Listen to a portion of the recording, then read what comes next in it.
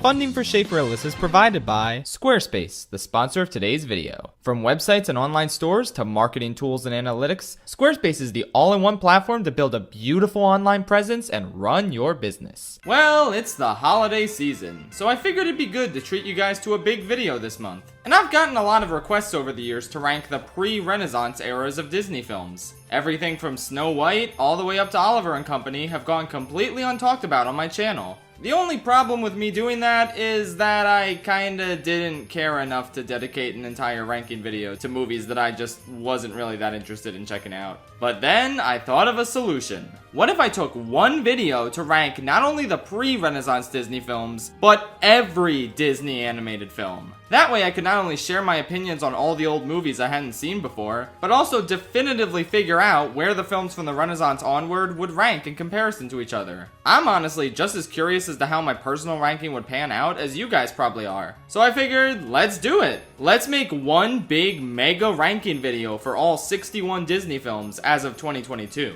And then I'll probably throw them on a letterboxd list that I'll update every time a new Disney film comes out, so you don't have to ask me where the new one would rank.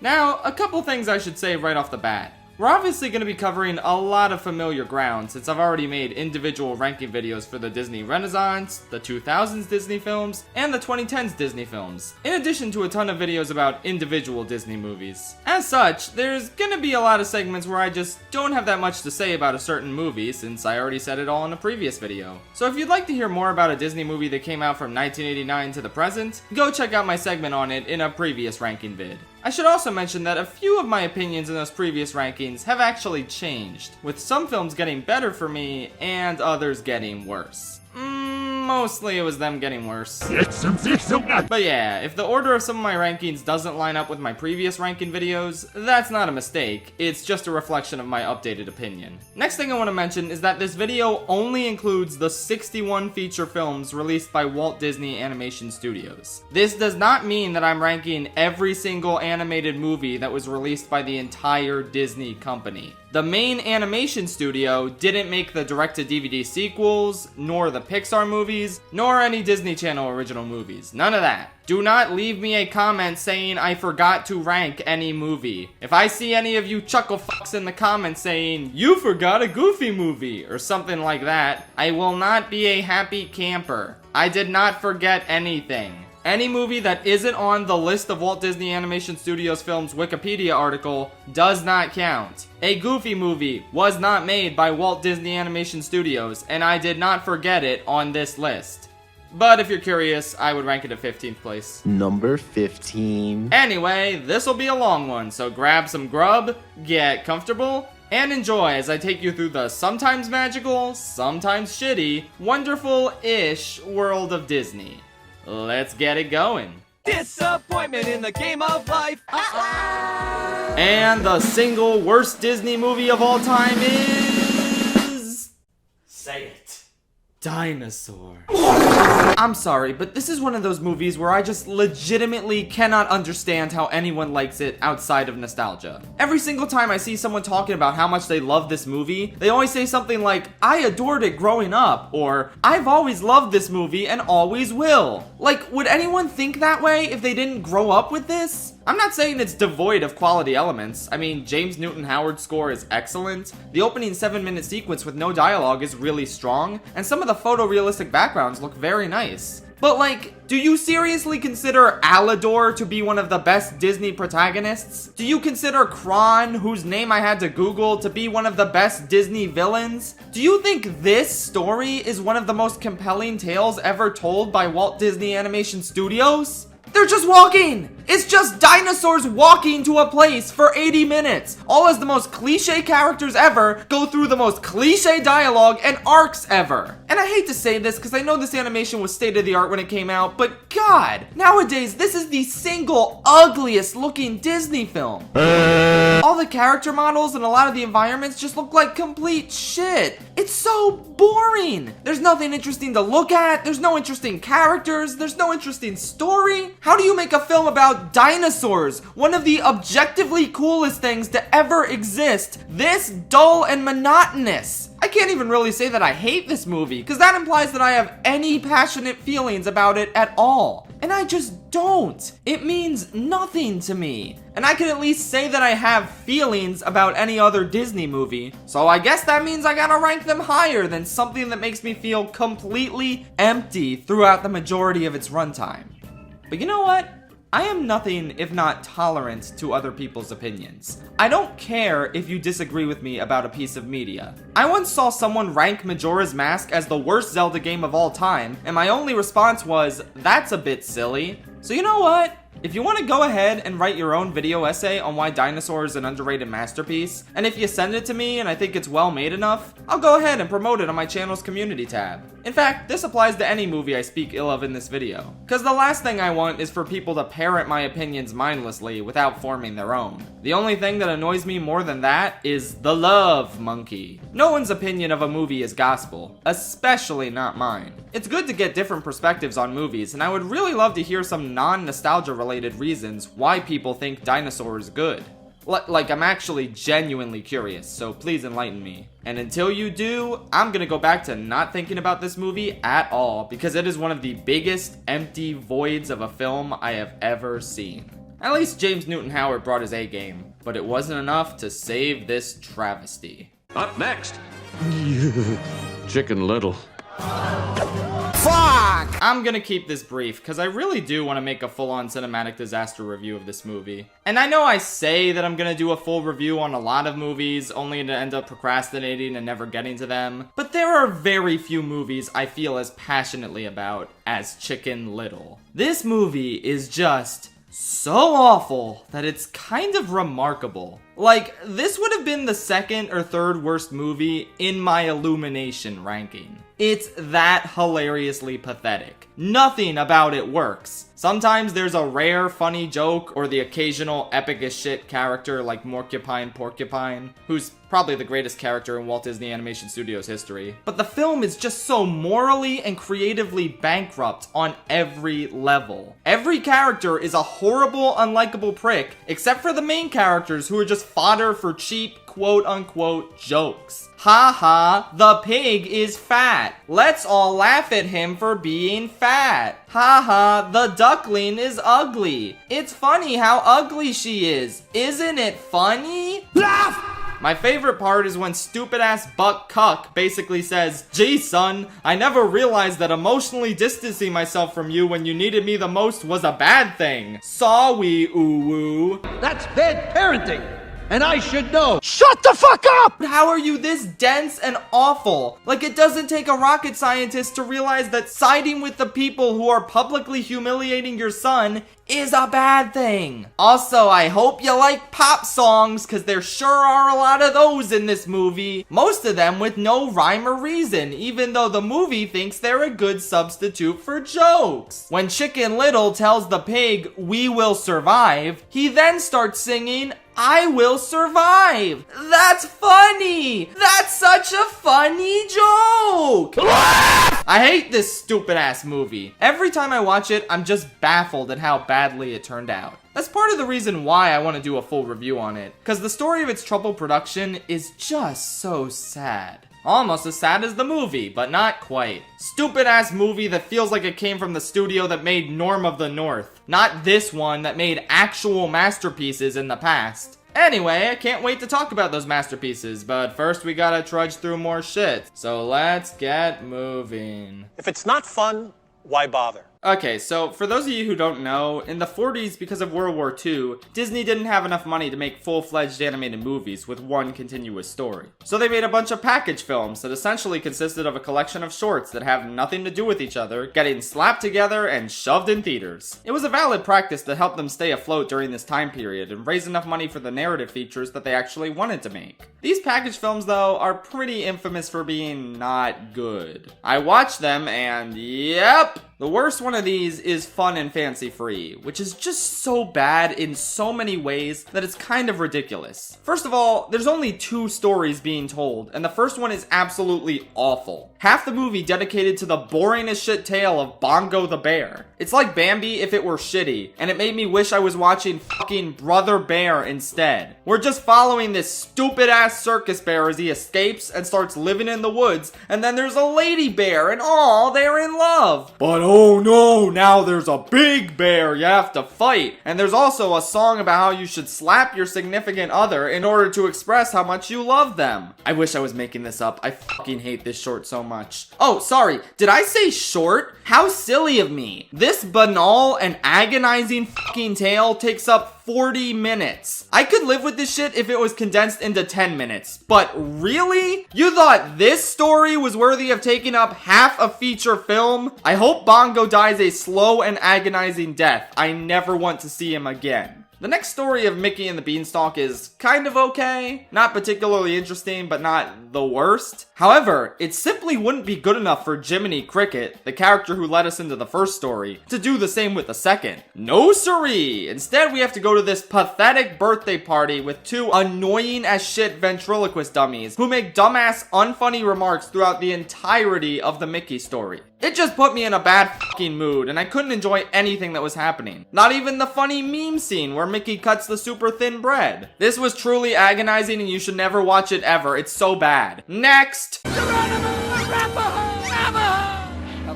Pocahontas is so bad. Like, it genuinely got so much worse on rewatch for me. I cannot believe how boring and dull this movie is. Legitimately, the only things going for it are the animation and the music. And even then, there's an asterisk on both of those points. The colors and environments are pretty, but the character design is just so awful. It's insanely stiff and lifeless. No one is allowed to have any expression except for like this one dog. It's so weird. The orchestral score and Colors of the Wind are both gorgeous, but pretty much every other song is bland and forgettable. I at least get a little bit of ironic enjoyment out of Mine, Mine, Mine, even though it sucks. And meanwhile, I think I changed my mind about Savages. It's kinda bad, actually. Fantastic visuals, and I like Pocahontas' part at the end, but the lyrics are still laughably awful, and the whole premise is broken. I don't think I need to get into the historical issues with this film, and how offensive and obnoxious it is to imply that both sides were equally terrible, only to then show us, hey wait, all the white guys who were so gung-ho about killing Native Americans throughout the entire movie are actually pretty chill and don't want to kill them anymore. The problem was just this one bad apple white dude. Get rid of him and it's a happy ending. I mean, sure, I guess you can believe that if you never picked up a history book.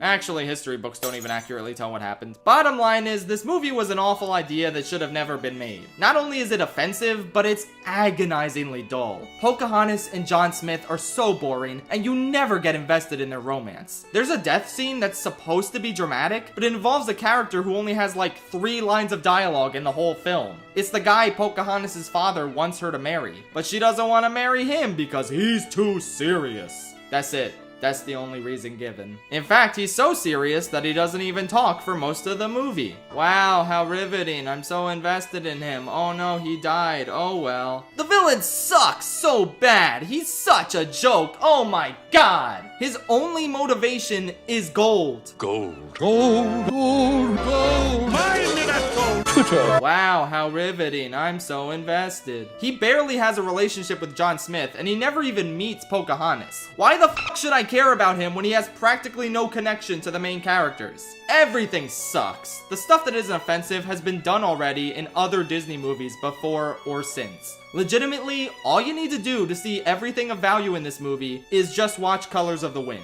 That's it. Before I wrap up, I just really want to express to you all why this movie was like this. Why was it so self-serious and devoid of humor, or good expressive character design, or talking animals? Why was Pocahontas aged up from her real-life counterpart and set up in this melodramatic romance with John Smith? I'll tell you why. Because after Beauty and the Beast was unexpectedly nominated for Best Picture, Jeffrey Katzenberg wanted to repeat that success with another epic romance story that he also get nominated for Best Picture. Yes, you heard me right. Pocahontas is so dull and boring and melodramatic because it is the first, and as far as I know, only Disney animated film that was explicitly designed to be Oscar bait. Surprise, surprise, it didn't work. The movie won a couple Oscars for its music, but whoop-de-fucking-do. Alan Menken makes great music, what a shock. But ultimately, this insipid pipe dream from the most egotistical executive in Disney history to get a Best Picture nomination for a ridiculous, offensive, inaccurate, boring, predictable, tasteless, borderline unwatchable snooze fest of a feature film ended in catastrophic failure. But at least it had pretty fucking colors, I guess. The internet is not nearly as impressive as how Sonic described it. I bet you weren't expecting this one to be so high. For all of its insane and fascinating faults, the one thing that Ralph Breaks the Internet is not is boring. When I watch this movie, I'm always in awe of just how awful they managed to make it on so many levels. Like, it would be one thing if this was just a cringeworthy dystopian corporate jerk-off fest with a ton of real-life brands all over the place that implies to children that making a ton of money on the internet copying shitty viral videos is easy, and you should do it too. But then, the movie decides that's not enough, and that it should assassinate both Ralph and Vanellope's characters, making them both horribly unlikable and having them perform actions that directly contradict the first film without a second thought. It's rare to get something that both fails as a movie and fails as a sequel in completely different ways. But by golly, Disney sure managed to do it. Believe it or not, I could go on about this piece of shit, in spite of the fact that I already made a full analysis video about it, and talked about it some more in the Disney 2010s ranking, for good measure. But since we still have like 50 more Disney movies to go, I'll wrap this part up and just direct you to those other videos if you want my extended thoughts. Bottom line is, this is a movie so fundamentally flawed at its core that I'm shocked it was even made. And yet, it still somehow manages to be the best Pocahontas movie the studio has put out. Because while both of them are terrible, at least this one isn't boring. Plus, I think it has Spampton in it or something, I forget. Shawty's like a melody. Time. Melody time! I'm gonna be honest, I forgot everything that happened in this package film as soon as it was over. At least nothing overstayed its welcome, like the bongo short, but at least I remember how much I despise that thing. Everything in this short is just straight up boring. There were a few cute moments in the cowboy short, and I kinda liked the bee short, but nothing else really stuck with me. Why are you blue? The tugboat short was really lame. There's a weird out-of-nowhere Three Caballeros callback with a live-action woman, because apparently there wasn't enough of those in Three Caballeros. And also, Johnny Appleseed is a punk-ass bitch. I could probably beat him up if I wanted to. I don't know why that's relevant, I just have nothing else to say about the shorts collection. Just an incredibly unmemorable and tedious time had by all. I'm pooped. Now you will see the sand kroomies that prevent your approach to Ganon. The Black Cauldron is one of the Disney movies of all time. Its critical and box office failure almost tanked the entire studio back when it first came out. And it's been looked at as a black sheep by many Disney fans ever since. One of the funniest things about this movie is that it came out in theaters in 1985, but it was such a commercial failure that Disney didn't even release it on VHS until 1997. That's embarrassing. But it's also received a bit of a cult following over the years. A ton of people really like it.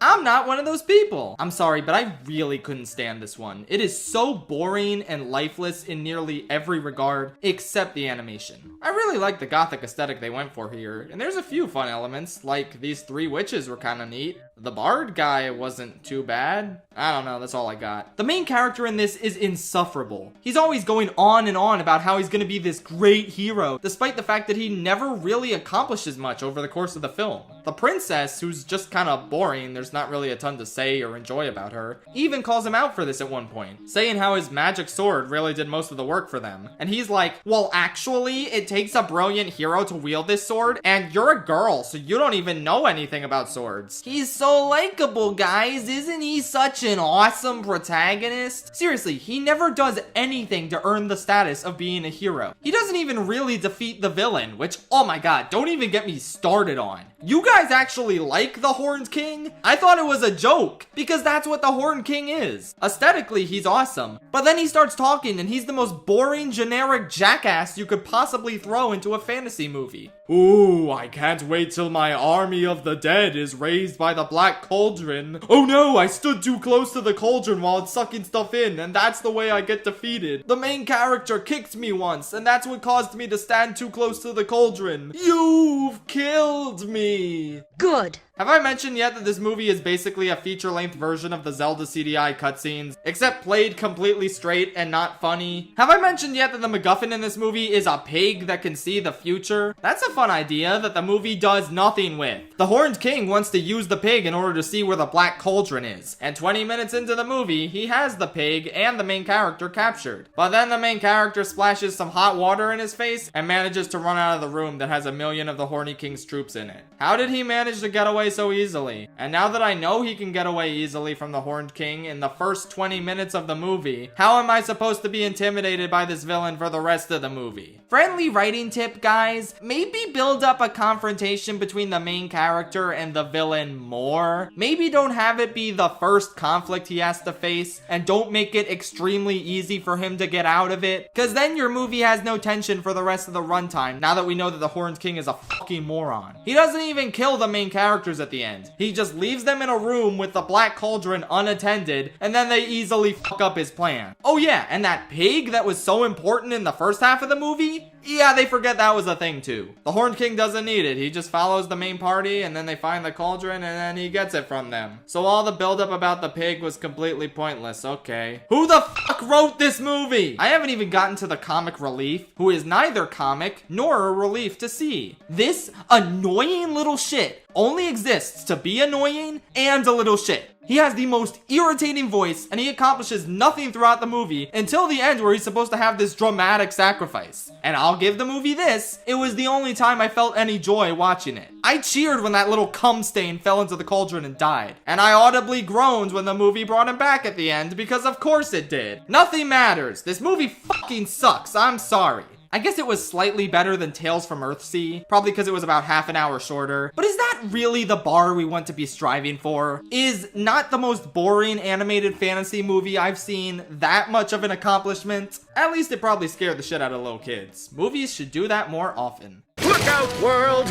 Here comes the last dragon! Raya and the last stupid ass annoying as fuck piece of shit dragon. I ranted about this movie at length earlier this year, mainly focusing on how legitimately awful its message about blind trust is, so I won't reiterate any of that here. I'll mainly focus on the other things that make it bad, like Sisu. Bro thinks she genie, LMAO. Sisu just gets more and more annoying the more times I rewatch this movie. It's impressive that they managed to pair such an annoying performer with such annoying writing, resulting in a truly agonizing side character that drags the movie down so heavily. And then there's the constant anachronistic quips Raya and Namari exchange that feel like they're out of a C-tier Marvel movie. Like, holy shit, it's legitimately unbearable. Hey there, Princess Undercut. I knew you couldn't handle rolling solo.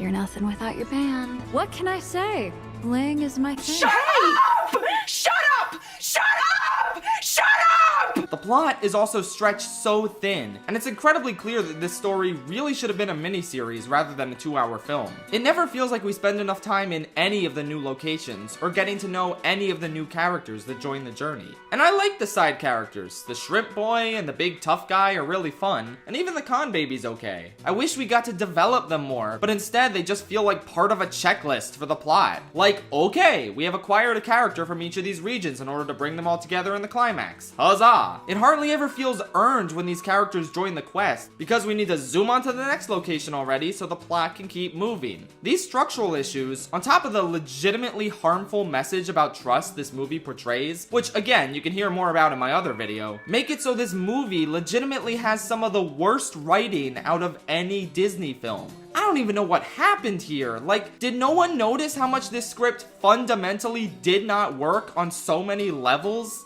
I don't know, man. Ultimately, though, it is at least a very well-directed movie. The action is pretty strong, and the animation is gorgeous. Plus, I do mostly really like the side characters, like I said. And James Newton Howard once again proves why he's one of the best composers to ever work with Disney. It has some good elements, and as botched as its message was, it obviously had good intentions. It's not a horrendous movie, but it is a pretty bad one. Anyway, let's all go back to forgetting this movie exists now. That's the fate it truly deserves. But then they find out that the farm is being closed down. I would like to formally apologize for implying that Home on the Range was not as bad as I expected in my previous Disney ranking. I think my brain was pulling a prank on me that day, cause this movie fucking sucks. It has some good elements, like the animation is fine. I still think the horse is kind of funny and I like his arc. Plus the villain is genuinely kind of good and I enjoy his villain song. I wish he was in a better movie. This movie sucks so much ass. Roseanne Cow and her 2 other cow friends walk around for a while they're searching for this bandit dude, and it's astounding how genuinely and thoroughly unfunny it is. There were so many moments where I legitimately had to ask, was that an attempt at a joke? I really couldn't tell. I guess it was kind of funny how bad the movie was, but it's not a hilariously bad time like Chicken Little. It's just something that you want to be over throughout the vast majority of its runtime. I don't even know what else to say about it. I guess I'm sorry to all the Bolt and Brother Bear fans that I previously declared that this movie was better than those two. Woo! I'm so glad that now that I said that, there's no way fans of Bolt or Brother Bear will get mad at me for anything I say later in the video. Anyway, yeah, back to Home on the Range. It sucks! It's fake! The end! Please welcome Cinderella. I don't really like Cinderella stories that much. Out of all the commonly adapted fairy tales, I just find this one to be the most played out and boring. The only time I liked a Cinderella adaptation was that one Fruits Basket episode. Everything else can go home, I don't give a shit. I mean, there's probably other good Cinderella movies out there. I haven't seen them all, so I can't really say. All I know is this one kinda sucks. You might say, oh, well it was one of the first ones, cut it some slack. No, but here's the thing. I don't just dislike it because it's played out by modern standards. It's also actually a pretty bad retelling of the Cinderella story. They speed through everything involving her backstory and how she ended up subservient to her stepmother and stepsisters, shoving that all into the opening narration in the first 3 minutes. The prince isn't even a fucking character in this. He shows up for the first time like 50 minutes in, and the two of them don't even have a conversation until it's midnight and she's ready to leave. I don't even know your name. How will I find you? You what? Most of this movie is just mice dicking around, and they're not funny or charming at all. Their scenes are just really tedious. Sometimes there's fun slapstick with Lucifer the cat, who's really well animated and menacing, more so than the actual human villains who are just kind of boring. I guess the king has some funny moments here and there as well, but overall, this is a movie that just feels completely unfocused. We shouldn't be spending most of the movie on wacky Tom and Jerry hijinks and the king having a pillow fight with his manservant. We should be focused on giving Cinderella more character and giving the prince a character. I haven't seen Cinderella 3 yet, but that one clip everyone keeps posting of the prince jumping out the window has more life and personality to it than everything in this first movie. The animation's pretty and some of the songs are nice, but honestly, this was a slog to get through. I don't hate all the old Disney princess movies, as you'll see later on in this list, but this one, yeah, I can't say I'm a fan. However, I did want to point out that the dog in this movie is named Bruno. How come we don't talk about that? Also, Lucifer fucking dies, LMAO. But doctor, I am Sad Dog. After seeing how many fans of Bolt there were in the comment section of the Disney 2000s ranking, I started to wonder if perhaps I treated this film too harshly. So I put it back on, and it's even lamer than I remember. I was absolutely bored out of my mind. Good God, what do you people see in this movie? Like, it's fine to like it and feel nostalgic for it, but even as a kid, this movie left no impact on me. It's easily one of the most generic and forgettable films in the entire Disney catalog. I don't even have anything new to say about it that I didn't mention last time. It's just a tedious, lukewarm rehash of Buzz Lightyear's exact arc, except far less funny and far less emotional. John Travolta's voice is so boring and pales in comparison to how funny the character would be if you got someone like Adam West. The hamster is annoying. The cat is annoying. This movie hates cats so much, and that's annoying. There's a couple cute or funny moments, and the opening action scene is cool, but that's about all I liked here. It's just so bland and played out. Not awful or anything, but just so disposable and lame. The making of Arthur.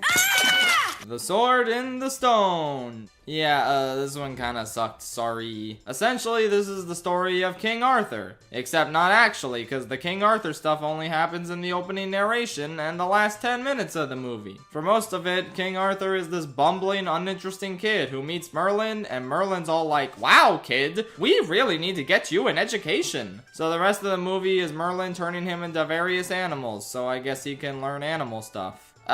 This movie is disjointed and not very well thought out or good. The lessons Merlin teaches Arthur are super generic and don't really tie into their animal misadventures that well at all. Sad animal misadventures really aren't that interesting and they go on for a while. The songs are hilariously unmemorable. Merlin has this talking owl companion who's just a huge asshole and not funny or likable in the slightest. I guess Merlin himself is okay, and there's a pretty cool wizard duel at the end with Madame Mim, but that's about it. The ending is unintentionally hilarious because it's here that they finally remember, oh shit, this is supposed to be a King Arthur story. And they shove him pulling the sword and becoming king into the last 10 minutes of this movie. Did this kid really do anything to earn the ability to pull the sword? Are the vague, barely developed lessons he learned as a squirrel and a fish really enough to justify his divine status as the ruler of this entire land? During this movie's climactic battle with Madame Mim, the character we just met 10 minutes before said climactic battle, Arthur doesn't even do anything. He just sits back and watches as Merlin does the entire fight. So really, why is Arthur the king now? Answer me that, Wolfgang Reitherman, director of this movie. Then in like the last 3 minutes of the movie, Arthur's like, man, I don't want to be king. I don't know how to do it. I wish Merlin were here. And then Merlin shows up and he's like, don't worry, broski, you got this. You're gonna be a great king. Don't ask me how you're gonna do it, but you're gonna be good at being king. It's fine, dude.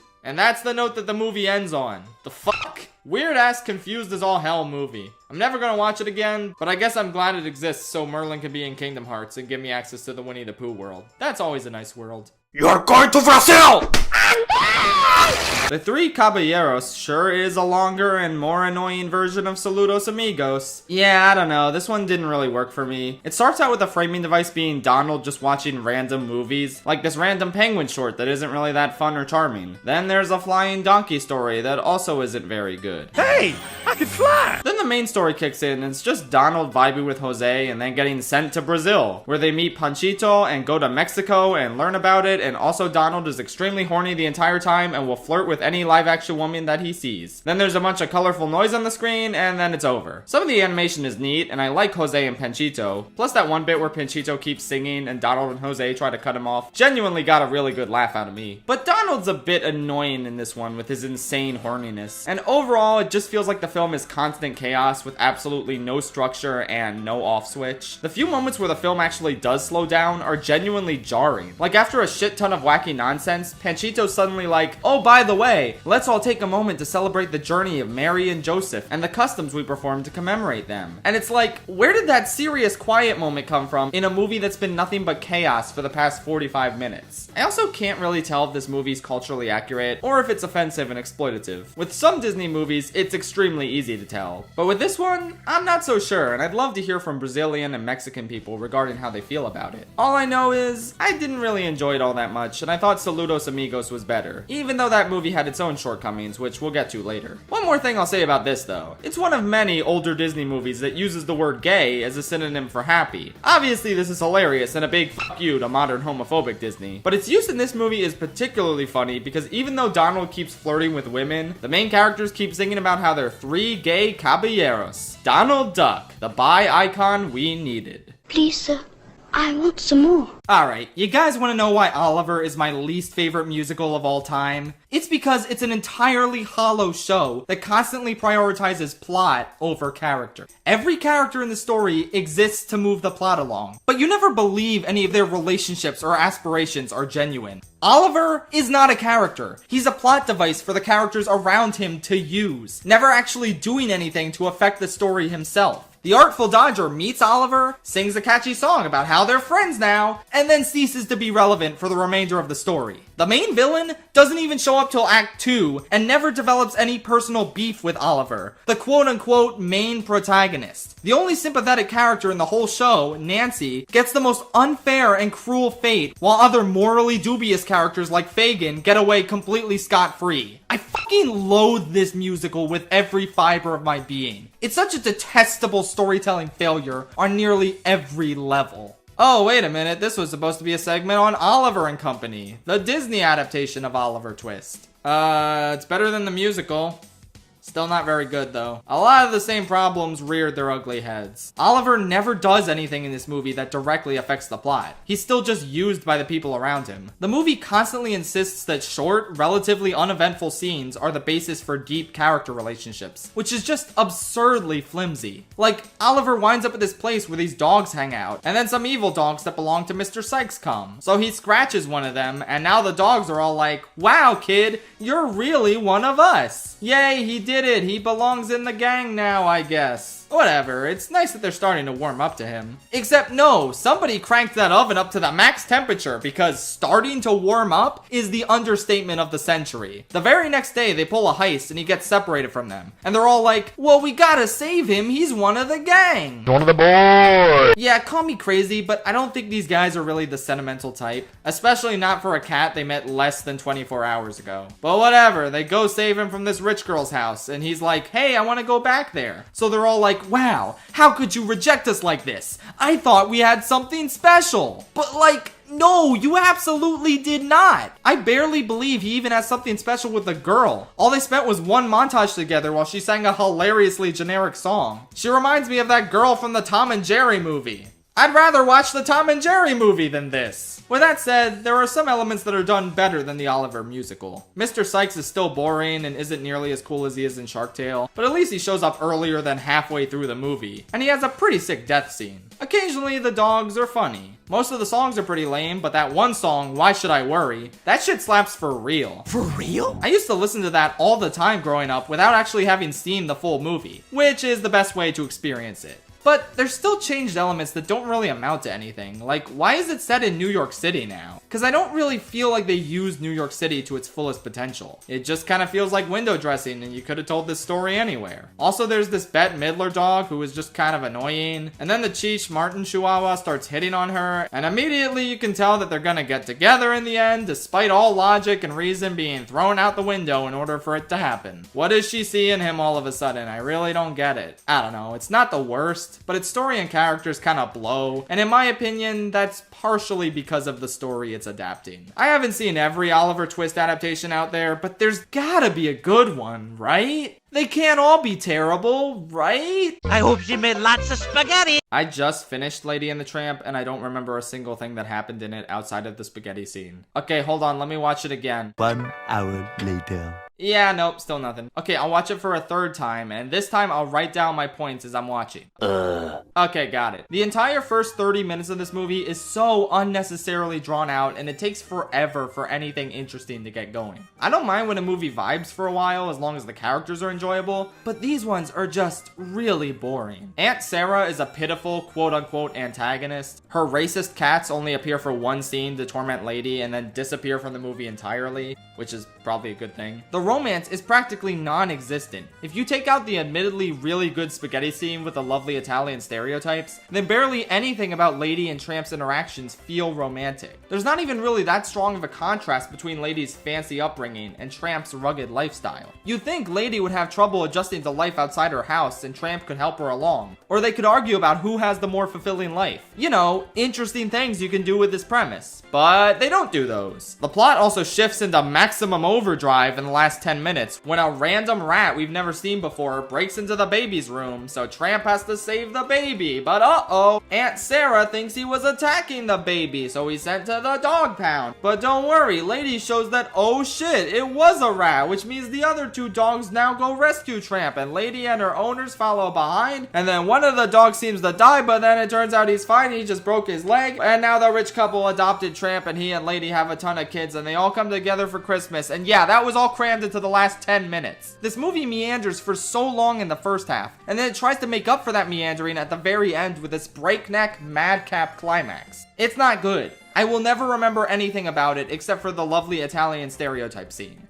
Do you come from a land down under? I'm sorry, I really can't stand The Rescuers Down Under. It got so much worse on rewatch for me. I've always wondered if maybe I was a bit harsh on it in the Disney Renaissance rankings simply because it wasn't a vibrant musical like all the other films on that list. But now that I've actually seen all the pre-Renaissance Disney films and come to respect a lot of them, it's pretty clear that no, I absolutely was not being too harsh to this movie. It's dull and boring. Nothing happens for the majority of it, and the titular mice have no role in the story until the very end. end. The villain is kind of fun and there's a few sequences with cool animation, but the rest of this is just mediocre kiddie garbage. It's not even worth talking about any longer, since between the Renaissance ranking and this video, I've devoted way more attention to this movie than it deserves. Walt Disney Animation Studios, make a good sequel challenge. Impossible. I turned myself into a bear! As I alluded to earlier, Brother Bear isn't nearly as painful after you sit through the true agony of the shitty-ass Bongo the Bear story. It's also way better than Pocahontas and Brave, for what that's worth. But yeah, I still can't help but be saddened by how much missed potential this film has. Its first 20 minutes are legitimately really good, and it feels like such a profound and mature story on loss and grief, and it seems like it's gonna be a much more grown-up Disney movie than most.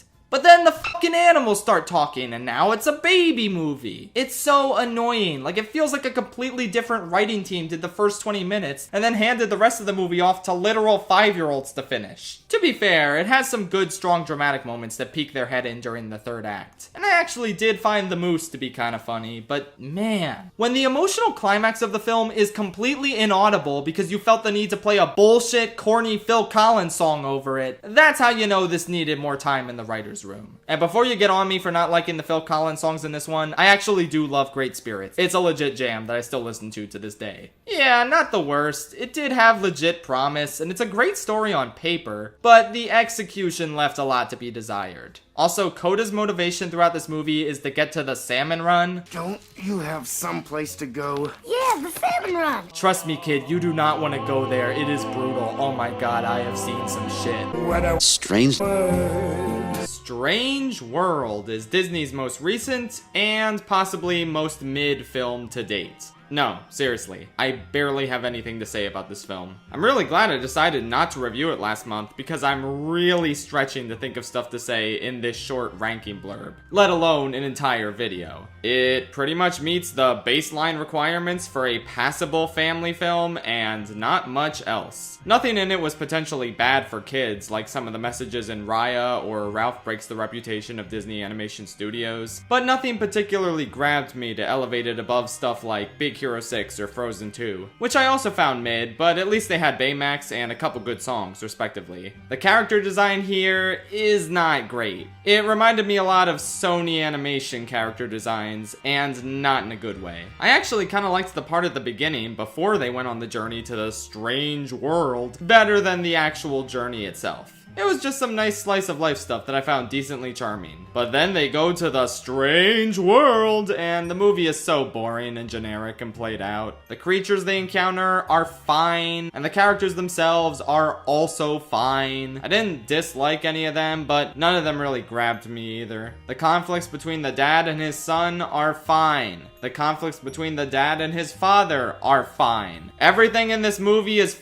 fucking fine. What else do you want from me? This video could have had a nice even 60 movies in it, but no, you just had to fuck it up. You and your generic adventure and your half-baked concepts. You just had to be another indication of Disney Animation's continual collapse into comfortable mediocrity. I think there was something else I liked in this movie, but it's so forgettable it's hard to remember what. Oh yeah, there's a twist in the third act that was kinda cool. It's the only part of the movie that piqued my interest, but it's kinda too little too late, you know? They really should have built on that concept throughout the entire movie, instead of keeping it a secret until the very end. The movie feels like it barely has any tangible stakes until this reveal, and it really could have benefited from a villain who wants to exploit and destroy aspects of this world for their own selfish gain. And they need to be stopped. I don't know, for a movie with a clear environmental metaphor at its heart, it really could have used a greedy, selfish, hateable villain who wants to exploit this world, rather than just a normal person who misunderstands what's going on. But that won't happen, because modern Disney hates villains for some inexplicable reason. They have a joke in this movie where they're playing a game without a villain, and the grandpa says, "There's no villain, that's just bad storytelling." Well, gee, Disney, sorry I want my movie based on the concept of adventure serials to have stakes and a clear, threatening, villainous presence, rather than the conflict just being a lukewarm rehash of the familial strife that was done infinitely better in Encanto. The fucking ego modern Disney movies have to criticize aspects of their previous films that most people liked truly astounds me. I don't know, I guess I should just be happy there wasn't a twist villain, so whatever. Lastly, the kid in this is gay, and they actually talk about his crush in 3 or 4 scenes rather than just 1. That's nice, and probably the first instance of good, solid, casual representation in a Disney animated movie, but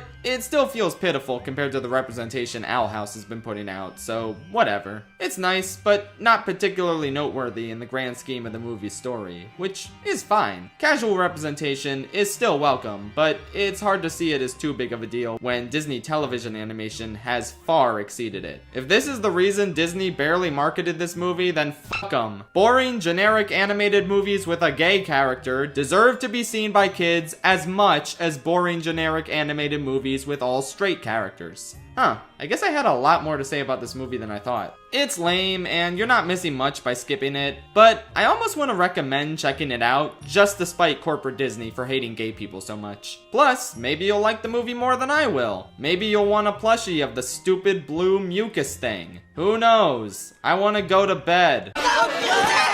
Make mine music. So, this one is the only film in the Disney animated canon to not be available on Disney Plus for some reason. I have no idea why. I mean, the ones with actual racist content in them are on there, but this one doesn't seem to have any. Plus, the other package films are available there, so I genuinely don't get it. Did they just forget? They probably forgore.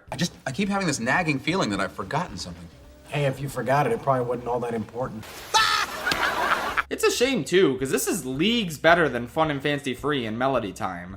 I mean, it's still not really that good, but it's better than those two. There's a few segments I legitimately enjoyed here. Like the one with all the teens dancing to swing music was really energetic and fun. Probably my favorite part of the whole film. The baseball segment was fun too, with its cartoony slapstick and whatnot. There's a romance story about a fedora that simps for a blue bonnet hat. I am not making that up. It is a musical segment about a down bad fedora. I can't even tell if it's like actually good, but I certainly derived a lot of enjoyment from it, so take that for what it's worth. And then there's a story about a whale who wants to be an opera singer. That's a very funny concept and it's executed pretty well, honestly. So yeah, plenty of enjoyable shorts, but the connective tissue between them is non-existent. There's no framing device and a lot of slow, boring, not particularly well animated segments that balance out all the inspired or fun ones. Couple that with the Peter and the Wolf and Martins and the Koi segments just kind of being okay, and you have a very mixed bag of a film. Some good stuff that I'd recommend checking out if you can find them somewhere, but it's not really worth it to watch this whole thing. The fact that Disney refuses to put this on streaming, but they have Mulan 2020 and Artemis Fowl there is embarrassing. You're right, that was my mistake. I'm not talking about Big Hero 6 again. This is up there as one of the Disney movies I've talked about the most over the years, but unlike something like Frozen or Zootopia where there's actually a lot to say about them, there actually is so little to say about Big Hero 6 that it's kind of comical how much I talked about it in the past. It's whatever, it's generic and lame. Baymax good, that was his mistake guy bad, everyone else boring. I don't hate this movie, but I also don't like it. It is the quintessential example of a perfectly average modern kids movie. Let's move on with the list and our lives now. Was a mistake. We're lost in the woods, somewhere in New Jersey. So I asked my girlfriend if she wanted to rewatch any of the Disney movies between Little Mermaid and The Present with me. And out of all the Disney musicals released in that time, the only ones she didn't want to watch were Frozen and Frozen 2. I just found that funny. Anyway, Frozen 2. Reviewed it once, watched the documentary on it, realized they had no plan or time when making it, and then talked about it some more for good measure in the Disney 2010s video. I can certainly appreciate the film's ambition and a couple of good songs and nice moments, but yeah, it's kind of a shit show. It's rare to find a Disney movie where it's this obvious how tortured the writing process was. The number of characters they introduce and then drop, the characters from the original that are given nothing to do this time, the insane leaps in logic the protagonists have to take in order to figure out what they need to do since the script didn't have time for them to naturally come to these conclusions. It's frustrating because there is a good outline for a story here. It just came out really half-baked. Oh well, it's not really a phenomenon on nearly the same level as the first film, so the good news is, I don't have to think about it that much. Let's just move on. Your mom is dead. Do an order of pizza for dinner. Sorry guys, I didn't really like Bambi. I definitely understand why a ton of people love this one. It's very beautiful in its depiction of nature, thanks in large part to the animation and the music. and I was definitely really sucked into it during the first 15 minutes. But then the novelty kinda wore off for me, and I started to notice just how practically non-existent the story was, and how entirely uninteresting the characters were. Apparently everybody cries when Bambi's mom dies, but I was completely unmoved by it because I couldn't think of a single character trait Bambi or his mom had. Plus, it's supposed to be this big sad moment, but then immediately after we have this aggressively cheerful song about how lovely springtime is. And Bambi's all grown up now and appears to be completely unaffected by the death of his mom. Like, he entirely forgot about it. Now it's time for him to fall in love with a girl deer that he met once during his childhood. Wow. He's been Twitter-pated. Haha, funny Twitter reference. There's also a lot of scenes, especially in the first half, that are just trying aggressively hard to be cutesy, but didn't really work for me at all. Also, Thumper's kind of annoying. The ending where they have to escape the fire is cool, but yeah, for the most part, this one wasn't for me. I probably would have loved it if it was just a short film, but alas, 'twasn't meant to be. Also, obviously it's valid to like or love this film, but if you seriously try to say with a straight face that Man is one of the best Disney villains of all time, I will break into your house and make you feel unsafe. Take a look, it's in a jungle book. I mean the bare necessities, oh something something Chesapeake, blah blah blah blah blah blah blah blah blah. I don't really like the Jungle Book that much, but man, those songs are swell. My face lit up during Bare Necessities and I Wanna Be Like You. I was singing along, having a great time, feeling so good overall. And then the rest of the movie was kinda boring. Don't get me wrong, I see why a lot of people love this one. It's nice and laid back and the characters are very charming. Baloo and Bagheera both trying to influence Mowgli and butting heads is a fun dynamic. Shere Khan is a simple but effective antagonist, even if he's just kind of a beta Scar in hindsight. The voice acting is good all around, the environments look nice, but like, man, there's just no story to this movie. Mowgli is told he needs to go to the man village, and then he doesn't, and he just walks around talking to a bunch of random animals. That's the entire fucking premise, and it gets really old. I don't know, this might be blasphemous to say, but I honestly think the live-action remake, as average as that was, might be a little bit better than the original here. Despite its failings, it at least had more of a story, plus it had some cool visual effects. With this one, it's just an extremely one-note and kinda tedious trek through this jungle, with characters that range from extremely charming like Baloo and King Louie, to incredibly forgettable like these elephants and vultures. I just watched the movie and I don't remember anything they said or did. The ending is so funny to me because Mowgli is so adamant about never wanting to leave the jungle and live in the man village, but then the moment he sees some random girl, he's instantly smitten and abandons the jungle and Baloo completely just to get in her DMs. I'm not gonna criticize a movie from 1967 for ending this way. I just think it's hilarious that a movie that never even brought up the idea of romance prior to this point still somehow found a way to end with a hetero love interest for Mowgli. Like, Disney sure was committed to these romances back in the old day, huh? Yeah, sorry, I don't care for this one too much. I feel bad because it is pretty inoffensive and harmless. I just couldn't get invested in this incredibly minimal story. But I have had Bare Necessities stuck in my head for the past week. I fully get the hype with this song. It's so fun. I mean the bare necessities, those motherfucking recipes. I'll keep my discussion of Dumbo pretty brief, since, well, the movie's pretty brief. It's a very weird mismatch of exceptionally great stuff, exceptionally terrible stuff, and a couple average elements thrown in as well. The pink elephant scene, as entirely pointless as it is some awesome shit. It's impressive 2D animation by modern standards, and this movie came out in 1941. There's absolutely no reason they needed to go this hard on the scene. I mean, there's also no reason it had to be in the movie at all, but I'm glad it is, cause it's the best part. The mouse in this is also honestly just a better Jiminy Cricket. Like, he's a lot more supportive and entertaining. Why can't he be the one keeping track of Sora's adventures, SMH? The crows are undeniably terrible racist caricatures, but with that said, they're at least positive characters who help and support Dumbo, and they get the best song in the movie. So they're bad, but I guess not as bad as they could have been? The way more racist shit was those faceless carnival workers. Warning, don't listen to their song. It's ultra racist cringe. Dumbo is cute. The grown-ass elephant ladies all having beef with a literal infant is kinda funny. Anyway, after Dumbo and the mouse get drunk and hallucinate pink elephants, they wake up in a tree and the crows inform them that Dumbo can fly. So then he flies and everyone loves him and he's famous and the conflict is immediately over. He just had to notice he could fly. Yeah, there's not a lot of plot structure in this one, and there's no third act at all. It's just an hour and 3 minutes of Dumbo getting born, getting ridiculed, getting drunk, and then he learns he can fly at the end. It's pretty mid, and I'll probably only ever watch the pink elephant scene again, but yeah, not too bad when it's not being the absolute worst. Father, when can I leave to be on my own? Even though I was only 2 movies into this marathon, I could already tell that Pinocchio is one of the weirdest things Walt Disney Animation Studios has ever made. It has a lot of the same structural issues as Jungle Book. It's a very and then this happens sort of movie, where all the little misadventures Pinocchio gets into don't really connect or flow together all that well. But I will give Pinocchio this. It's a lot more fun than Jungle Book because of how batshit insane the stuff he gets into is. He gets held prisoner by this delightfully evil Italian stereotype before he gets free and then never sees him again. Then he goes to this island where little boys are turned into donkeys and sold into indentured servitude, which is an absolutely fucking insane plot point. But then he escapes and those donkey boys are never seen again. Then he goes home but his father Geppetto isn't there, only for him to read a letter that tells him that his father was eaten by a fucking whale.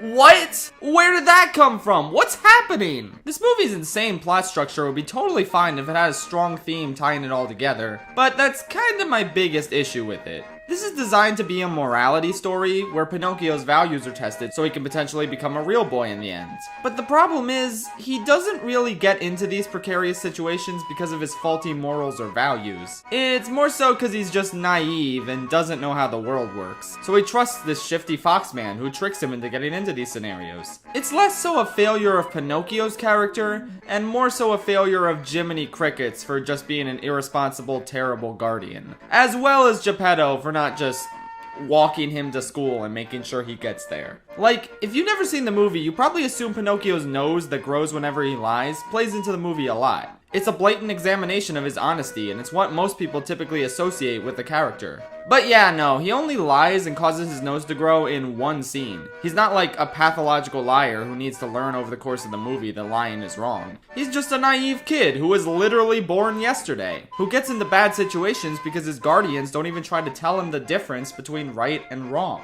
So the movie is very flawed as a morality story, but it's definitely worth a watch to see all the batshit insane stuff that happens. There's something very special about seeing a Disney icon like Pinocchio smoking a cigar, as well as hearing the word jackass multiple times in a Disney film. There's some weird-ass, questionable clocks that Geppetto made, like this one of a mom spanking her boy's naked buttock with this red paint on it that looks like blood. And then there's this bodacious figure.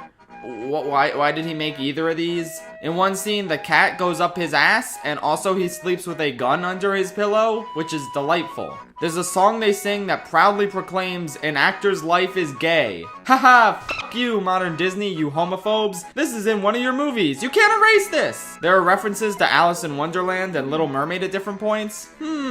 Intentional foreshadowing? No, definitely not. These are just funny coincidences. What is intentional foreshadowing, however, is the fact that this movie has the Red Lobster in. This movie came out in 1940 and Red Lobster was founded in 1968. Pinocchio predicted Red Lobster. This is 100% canon and cannot be disputed. Thank you, Pinocchio, for giving us this amazing, completely overpriced, not really all that great seafood. Olive Garden gang for life, baby! Have you tried their never-ending pasta bowl? It never ends!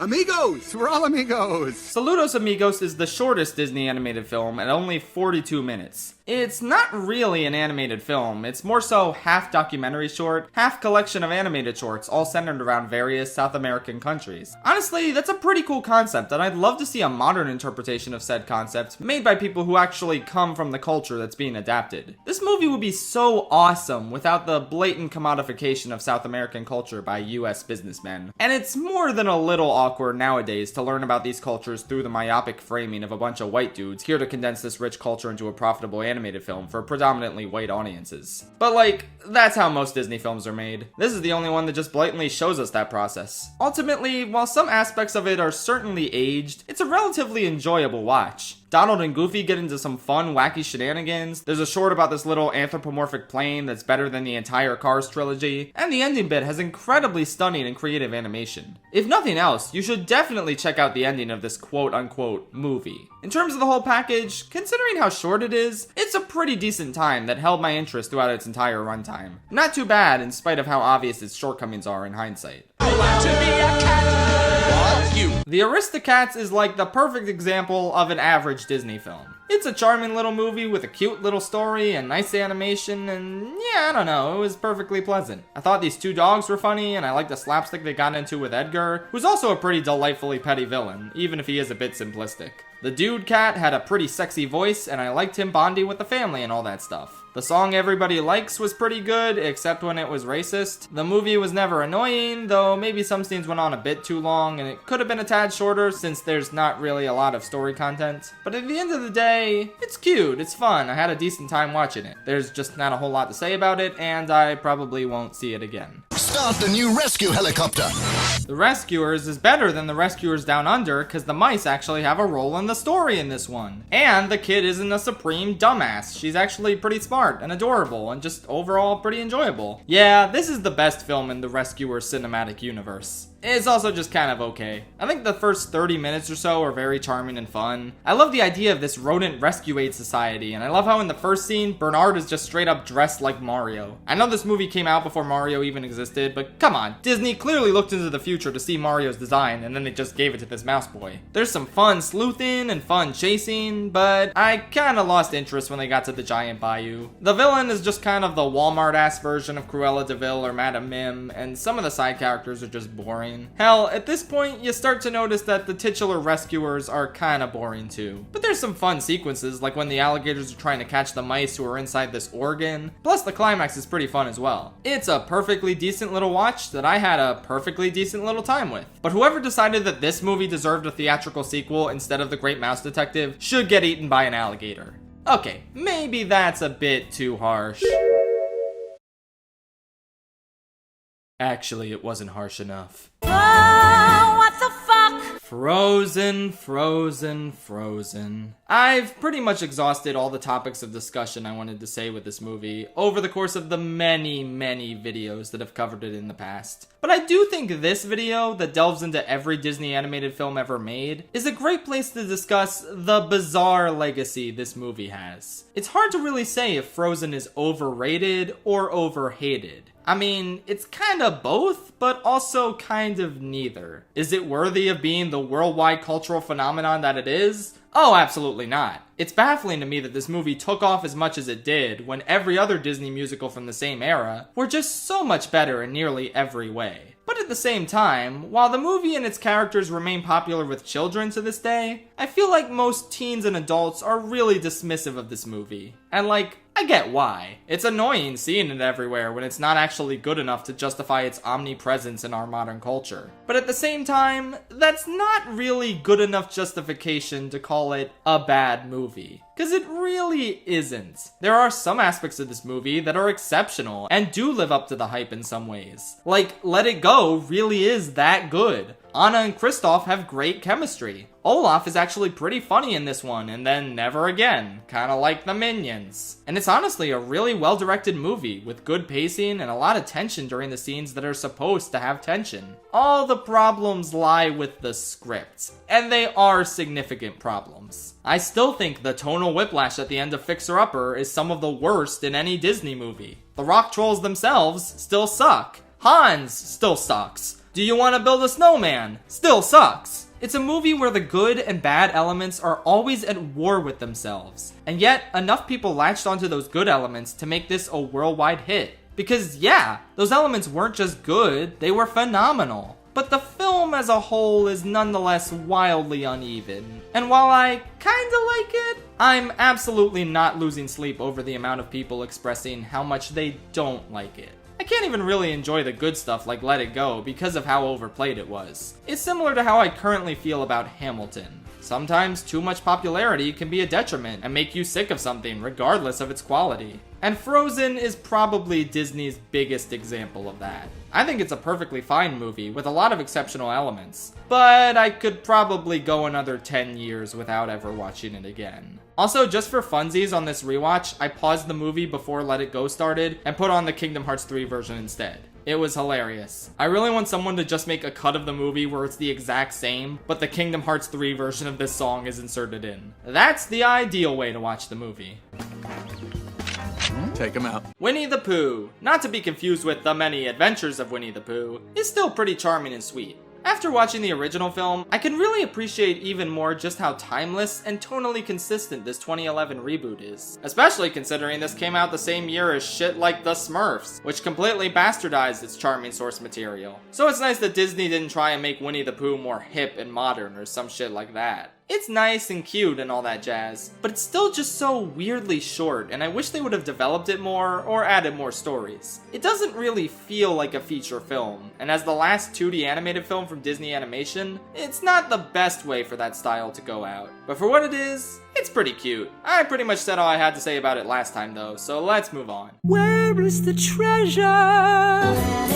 On rewatch, I haven't really changed my tune on Treasure Planet as much as you or I was probably hoping. The steampunk aesthetic clicked with me a lot more, but that's about it. Overall, this is a movie that I just don't vibe with that much. There are a ton of legitimately strong aspects to it, like the character growth exhibited by Jim Hawkins and John Silver, as well as their relationship. It's really beautiful and interesting, and I love the concept of taking a twist villain and revealing him early so that you can see him develop more of a conscience as the film goes on. That's fantastic stuff, and I just wish these strong characters were in a better movie. The first half on the ship is pretty solid, but once they actually get to Treasure Planet, every scene that doesn't involve Jim and Silver's relationship just kinda falls apart for me. I hate the annoying dickhead robot who literally isn't funny ever. Doppler and Amelia get practically nothing to do, and their romance is hilariously underdeveloped. The whole sequence where Jim returns to the ship to get the map is just kind of filler. It's just... I was really digging the first half too, and I really wish this time I could see what everyone else sees in this movie. But it's just kind of a resounding meh for me. To be fair, the climax is actually pretty cool, and again, Jim and Silver's relationship is excellent, especially their final scene together. I don't mind if other people want to consider this one an underrated masterpiece. I just personally don't feel that way, and that's totally okay. You guys can all have fun enjoying it together, and I'll sit over here in the corner as the only member of the Atlantis fan club. Okay, the list is halfway over. Now it's time to talk about Squarespace. I don't have a sponsored transition this time. I'm very tired. Let's just go do it right now. Squarespace is a fantastic, intuitive, online website builder that allows you to create beautiful websites for your business or personal hobby. Present your work using Squarespace's professional portfolio designs. Display projects in customizable galleries and add password-protected pages to share private works with clients. You can even present your videos from YouTube, Vimeo, and Animoto on your Squarespace site. Add an image overlay to your video to improve your website's load speed by waiting to embed video players until playback starts. Every design automatically includes a unique mobile presence that matches the overall style of your website, so your content will look great on every device, every time. And if you don't want that, you can always disable the mobile view from Website Manager. Buying a domain from Squarespace is so simple because there are no hidden fees or price hikes. Each domain comes with an ad-free parking page and free WHOIS privacy on eligible domains. Squarespace sells over 200 top-level domains, so you can find the perfect name for your website. Choose a URL that ends in .com, .net, .org, or you can always get a more specific one like .art if you want to be fancy. If you're ready to share your passions or promote your business with the rest of the world, head to squarespace.com for a free trial. And when you're ready to launch, go to squarespace.com/ShayFrillis to save 10% off your first purchase of a website or domain. That slippery little frog has ruined everything! The Princess and the Frog is so frustrating because it's so close to being good. Tiana is honestly one of the best Disney princesses, Naveen's a ton of fun, and Dr. Facilier is such a cool villain. You know, if I had a nickel for every time Keith David voiced the villain in a Disney product about frogs, I'd have 2 nickels. Which isn't a lot, but it's weird that it happened twice, right? Anyway, every time I watch this movie, it's so good for the first 30 minutes or so, and I'm so invested, and then Tiana's a frog. Okay, I guess this is just a lame talking animal slapstick comedy movie for a while now. There are still nice moments, like when the two of them dance together during the Evangeline song, and I like characters like Lewis and Mama Odie. And okay, I didn't dislike Ray as much on my most recent viewing, but I still don't like him. But yeah, overall the quality really takes a nosedive once it becomes clear that the entire middle chunk of this movie is just a cringe-ass swamp journey. And the third act isn't awful, but it's just kinda got too many moving parts all at once to really flow that well. Couple that with an incredibly mixed bag of songs. Some of them are great, while others I completely forget the existence of every time I'm not watching the movie. And you got something that doesn't quite hit the highs of the Disney Renaissance that it so desperately wants to stand alongside. It had all the right ingredients, it just made something a little too froggy for my tastes. Not the worst, I mean the great characters do save a lot of the film, but I'd rather be watching these characters in a movie with a completely different story.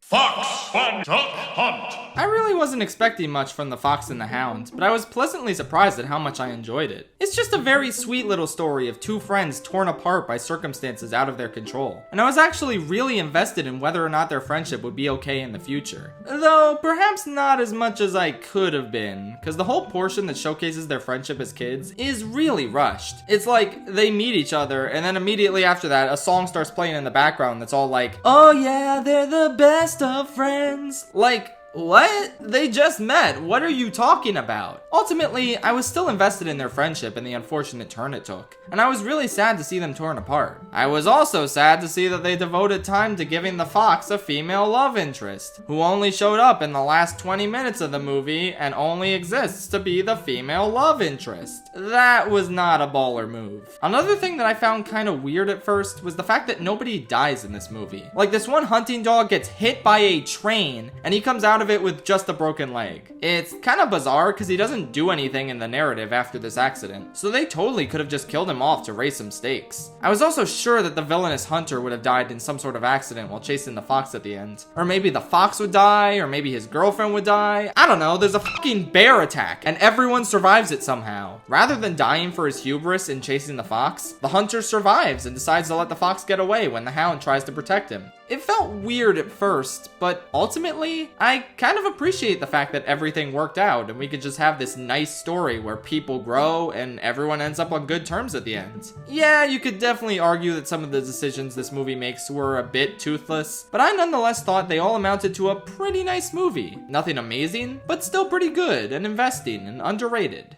And from that day forward, anytime a bunch of animals are together in one place, it's called a zoo! Honestly, I kinda keep flip-flopping on how I feel about Zootopia. I was expecting my opinion of it to go down, because I feel like the race metaphor they were going for is just gonna age worse and worse as time goes on. And it takes up a lot of the movie, considering how almost every conversation any character has ties back to what species they are in some way, which often feels forced and unnatural. Also, I still hate the nudist colony scene. Why is this a thing? But on the other hand, Nick and Judy have really good chemistry and I enjoy watching them untangle this mystery together. There's a ton of funny moments and the Godfather and Breaking Bad references are cute. And yeah, overall it's a solid time. I just kind of think this movie bites off more than it can chew by trying to say something really important and ultimately making an ass out of itself when you think about the questionable allegories it's going for. But hey, the main characters are still incredibly likable and I love following them around. Plus, it's really nice that they don't get into a romance. I don't know, I feel like that would only end badly. Nothing bad ever happens to the Kennedys!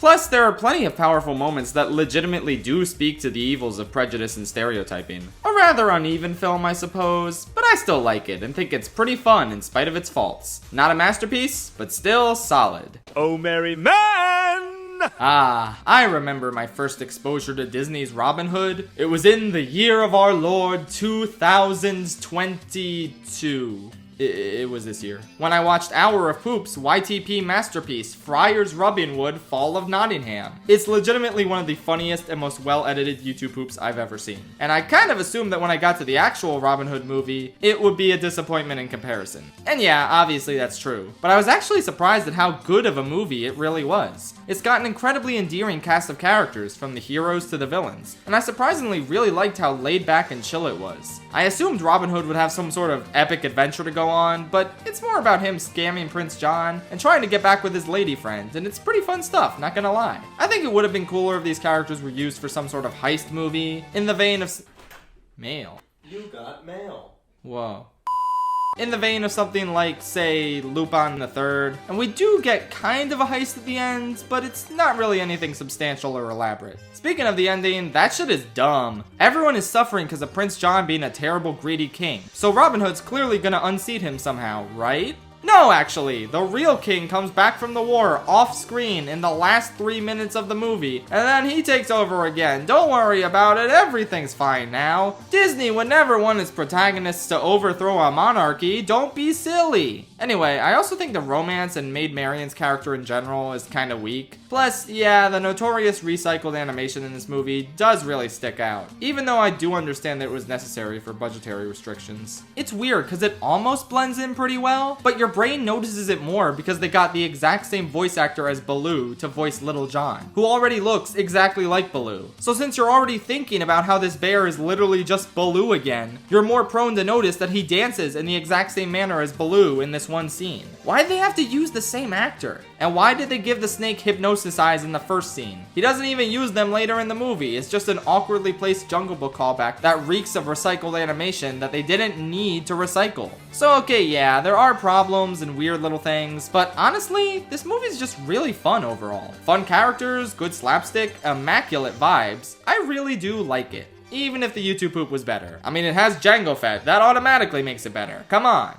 Give it up for Snow White! I was not expecting to enjoy Snow White and the Seven Dwarfs. Respect it, sure. I mean, how can you not respect the first feature-length animated film ever made? But on top of that, I actually liked it? I can't believe it. It's just such a simple, charming film with stunning animation. Like, this shit came out in 1937, and it still looks this vibrant and alive almost a century later. I'm blown away by what they were able to accomplish back then. Just the way these characters move, the way their little noses pop up on the bed in that iconic shot. A lot of this movie's charm relies on the physical comedy with the dwarves working. And holy moly, it doesn't just work, it soars. The dwarves are definitely the best part of this. Not only are they well animated, but it's just so fun to watch their interactions and their mischief unfold. I enjoy the delightful, unabashed evilness of the queen as well. And like, yeah, Snow White is kind of a boring and very dated protag, but she's still a lovely and sweet person. Not one of the best Disney princesses, but not really a terrible one. Everyone loves to rag on this film's ending with the prince, and yeah, it's complete nonsense. It could have worked if they established an actual romance between them earlier in the film before Snow White had to flee from the queen. But no. Actually, the entire ending is kind of weird because the conflict really only gets started in the last 10 minutes. Like, everything from the evil queen visiting Snow White and poisoning her, to the happily ever after with the prince who kissed her while she was in a coma, is just crammed into those 10 minutes. That's kind of bizarre, especially considering how some of the sequences earlier in the movie, like Snow White cleaning the dwarves' house or the dwarves dancing with her, do go on a bit too long. Like, the runtime for this film feels like it perfectly suits the amount of story content on paper, but they didn't quite even out the amount of time each part of the story should get. But in spite of some parts feeling too slow, or too rushed, or too hilariously dated, it's still such a nice film. The songs are incredibly pleasant and evoke early musical theater really well. The animation is delightful and somewhat evocative of the Fleischer cartoons of that era. It's just overall still a good movie, and a must-watch for animation and Disney fans. Just to see how this whole Disney animation thing got rolling. Though I must say, I do have to question the queen's logic of making a potion that turns people ugly, and then using it on herself instead of Snow White, just so she has a disguise to feed Snow White a poison apple with. Why not just force her to drink the ugly potion and skip the poison apple step entirely? SMH, work smarter, not harder, queen. I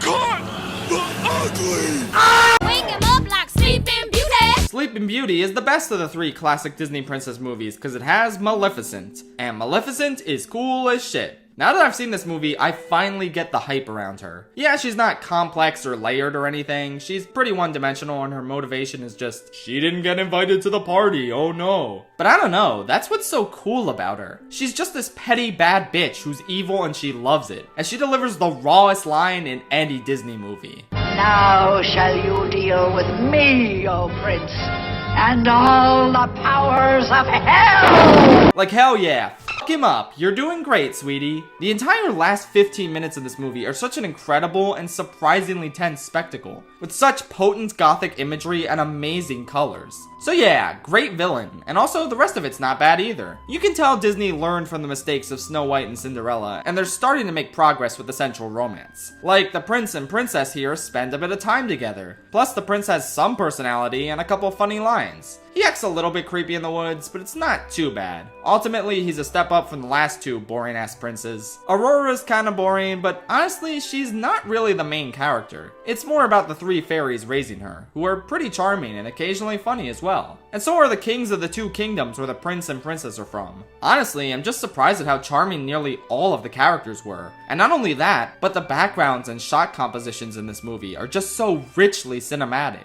This movie has one of the best visual styles of any classic Disney film, and I really wanted to highlight how good it looks, especially for its time. I also appreciate the logic present in the plot. Going into this movie, I thought the whole Aurora pricking her finger on a spinning wheel thing was gonna be really dumb, because that's how it sounds. LMAO, why don't they just get rid of all the spinning wheels so that's not an option? Oh, that's actually what they did in the movie. And not only that, but they hide her away and change her name so Maleficent can't find her. Huh.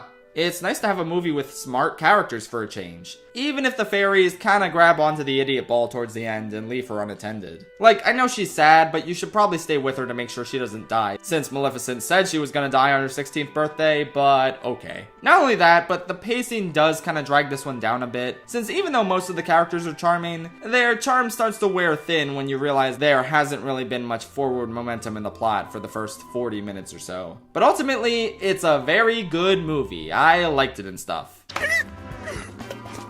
We'll have a little nausea for a few hours, then it'll be fine. The Many Adventures of Winnie the Pooh is cute and charming and sweet, and I like it. Honestly, I don't really know what else to say about it. It's good, and I enjoyed it. It's not my favorite slice-of-life chill vibe movie out there. It's just kind of a nice little anthology film with a bunch of shorts about Winnie the Pooh and friends pasted together. Well, pasted together sounds a bit harsh, but I don't really know how else to describe it. Lovingly pasted together?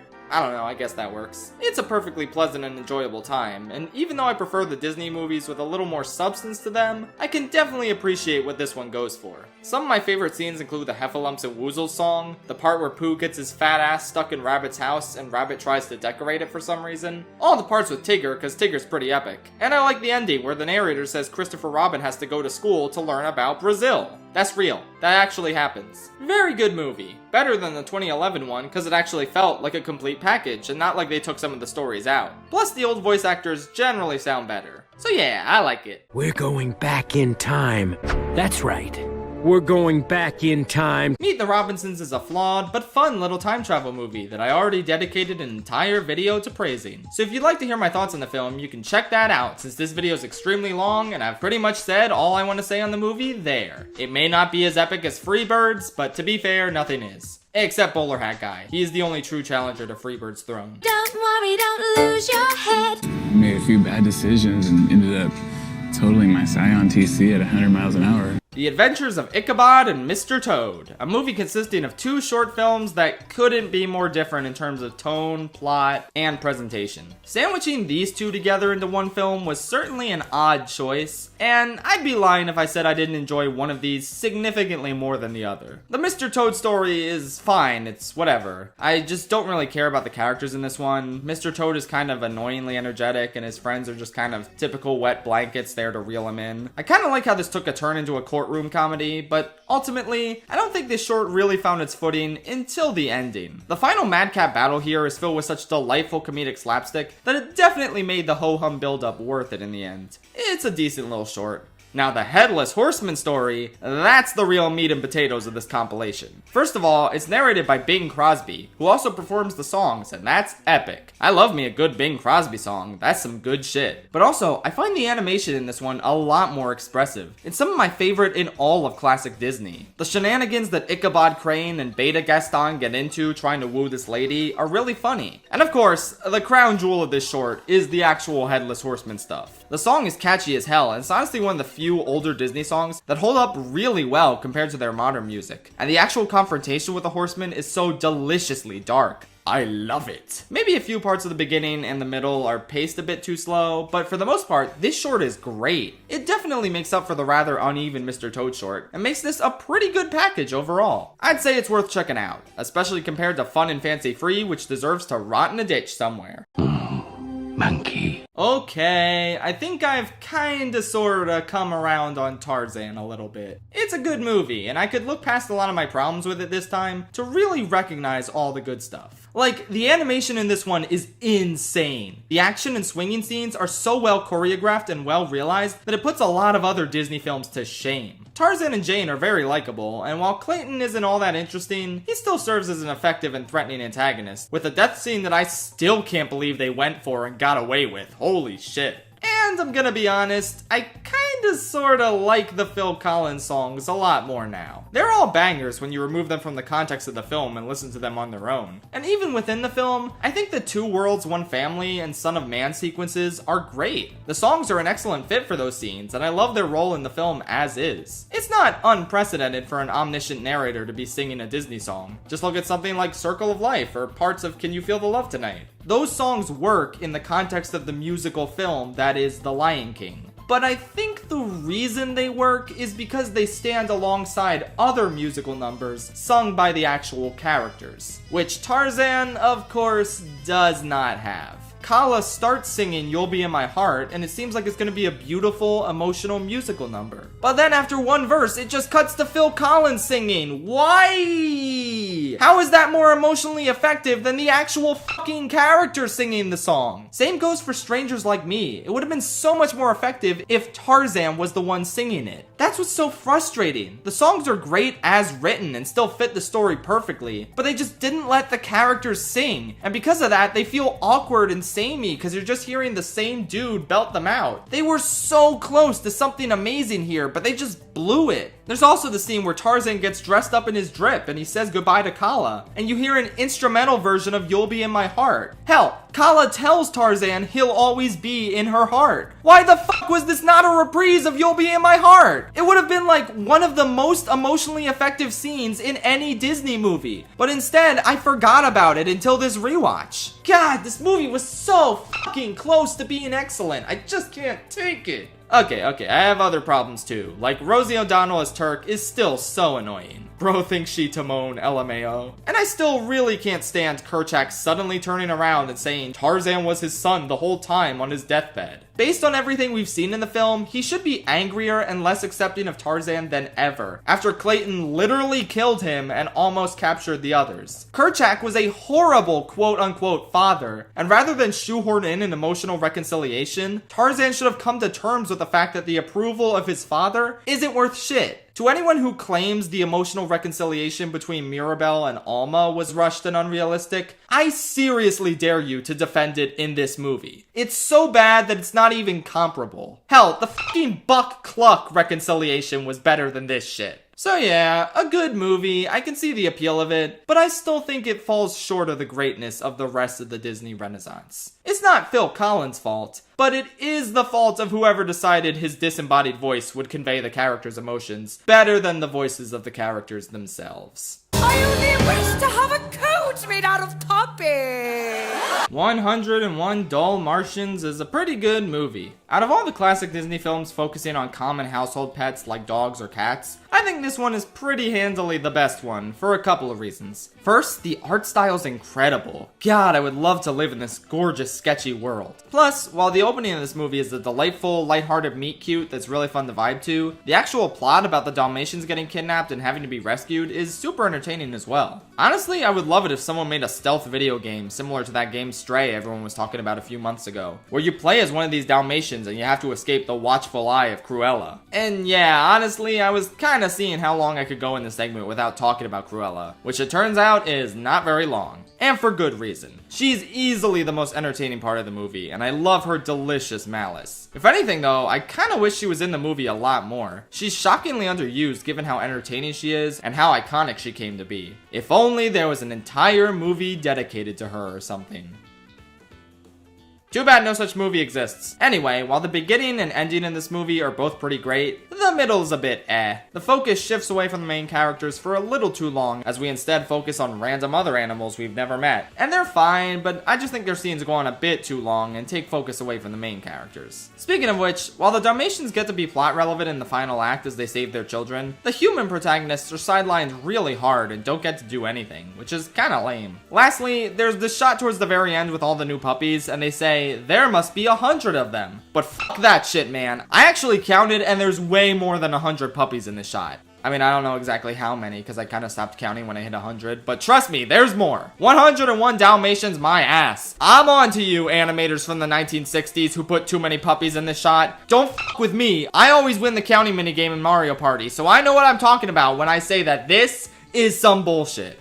But yeah, other than that, really good movie. Watching Mulan with my pudding. Mulan is kind of like the Disney equivalent of Finding Nemo for me, in the sense that I've always considered it to be good from a very young age until now, and my opinion on it has never really changed. Don't get me wrong, I do have a newfound appreciation for this movie after the live-action remake, which is so awful and shitty and worthless that it makes this film look like the greatest artistic achievement known to man by comparison. It's probably Disney's most effective feminist film to date, with all of Mulan's accomplishments and victories over the men around her feeling authentic and earned, rather than coming across as Disney cynically checking off demographic boxes and shoving down your throat what an epic, flawless girl boss she's supposed to be. I love how this movie takes a compelling character who is flawed and clumsy at first, and builds her up as the hero who saves all of China after a ton of hard work and determination to get her there. I don't know, that just seems like a much better message to leave little girls with than just be born already perfect and 100% capable of doing literally anything. Seriously, I cannot stress enough how Mulan 2020 is one of the worst films I've ever seen in my entire life. Anyway, yeah, the real Mulan movie is cool, but not everything about it works as well for me as the main character's journey does. The side characters aren't my favorites, the villain's a bit weak, and Mushu can be kinda hit or miss with his jokes. Do the Mushu! I still find it weird that the movie just stops having songs halfway through. Like, I get why they want to establish a more serious tone after the village is burned down, but it's not like they maintain that more serious tone throughout the entire second half of the movie. So they could have easily had another song somewhere during the third act, or at least at the very end where everything's peaceful again. The fact that the movie ends so abruptly with some random pop song playing over the credits has always struck me as really odd, especially when almost every other Renaissance film ended with a reprise of an earlier song, which made way more sense. But ultimately, this film's still really cool and definitely worth watching. Not an all-time favorite of mine, but still a really good one. Now that I've seen the original Fantasia, I can safely say that Fantasia 2000 isn't really too far off from it quality-wise. Yeah, most of the celebrities really blow. In fact, it kind of feels like you're watching the Oscars at some points, which is a really bad sign. And not every short here is a winner, but for the most part, this really keeps the spirit of the original Fantasia alive. And I really wish they would make more of these. Hell, next year is the 100th anniversary of Walt Disney Animation Studios, right? That would be a perfect time for a new Fantasia, but oh well. The two we got are really strong, with the highlights in this one definitely being Rhapsody in Blue and the ending sequence. I talked about all the shorts in the Disney 2000s ranking if you want to hear more about them all. But yeah, overall, a very nice film. I wish it could have been a bit longer, like at least 90 minutes rather than just 75. But I guess it's nice that nothing overstays its welcome here. Really, really good and stuff. Peter Pan and Tinkerbell. I don't really know where to start with Peter Pan. Do I discuss the big, glaring, horribly racist elephant in the room first? Or do I express the fact that with the huge exception of said horribly racist elephant, this is probably one of the most charming and timeless Disney films to this day. Like legit, this was so close to being the best of the classic Disney films in my opinion. But man, its portrayal of Native Americans is just... well, I don't need to get into it. You know how Disney was back then. You know it's terrible. And it really sucks, because that, coupled with a bit of sexism they added in for good measure, are really the only issues I have with this movie. Everything else is so charming and whimsical and filled with life, evoking such powerful feelings of childlike wonder that suit the nature of the story incredibly well. It's fun to follow Peter Pan and see all the wacky shenanigans he gets into, and Wendy is very likable and enjoyable as well. I also honestly love the fact that Tinkerbell is legitimately evil in this movie, constantly trying to murder Wendy out of jealousy. This is the character that Disney has turned into one of their premier mascots, and she's also a sociopath with a long history of violence. That's amazing. Alright, but enough about these chumps. Y'all know which characters make this movie. Captain Hook and Shmi are so delightful. Every scene with them is comedic gold, from the writing to the voice acting to the animation. I really can't get enough of them, and I fully get the hype behind Captain Hook as a villain. Such an extra little bitch. Oh, don't worry, I promised not to lay a hand nor hook on Peter Pan, and I would never break that promise. So instead I just sent him a pipe bomb. Yay! Truly incredible. And the crocodile with a ticking alarm clock, like dude, that's fun as shit. There's epic sword fights and a ton of jokes that still hold up really well to this day. And overall there's just very little about this film that's boring. It's just boatloads of fun. It's just so unfortunate that parts of it have to be so awful and dated. But that's just how Disney was back then, I suppose. It'd be cool if they did a non-problematic remake of this. Oh god, no, that's not what I meant. I meant an animated remake. Oh god, what the fuck? No! How the fuck you know it was me? Because it is you! You're just wearing different clothes! I'm gonna be honest, Aladdin really loses a lot of its luster after you've seen Twisted 20 times. Like, by comparison, the only things the original movie has going for it are the music and animation, while Twisted is just straight up way funnier and more emotionally moving, and just generally has a lot more to say. I also completely subscribe to the idea that Twisted is 100% canon and the original Aladdin is a sleazy, dishonest retelling, which makes me hate Aladdin even more for slandering Jafar this badly in his false account of the story's events. Anyway, I'll stop comparing this movie to the clearly superior version and just look at it as is. It's pretty great, and I don't really have a whole lot else to add that I didn't already say 3 years ago. Well, actually, I do have something new, and this might be insanely sacrilegious or something, but oh well, here goes. I didn't really find the genie that funny this time around. Squidward.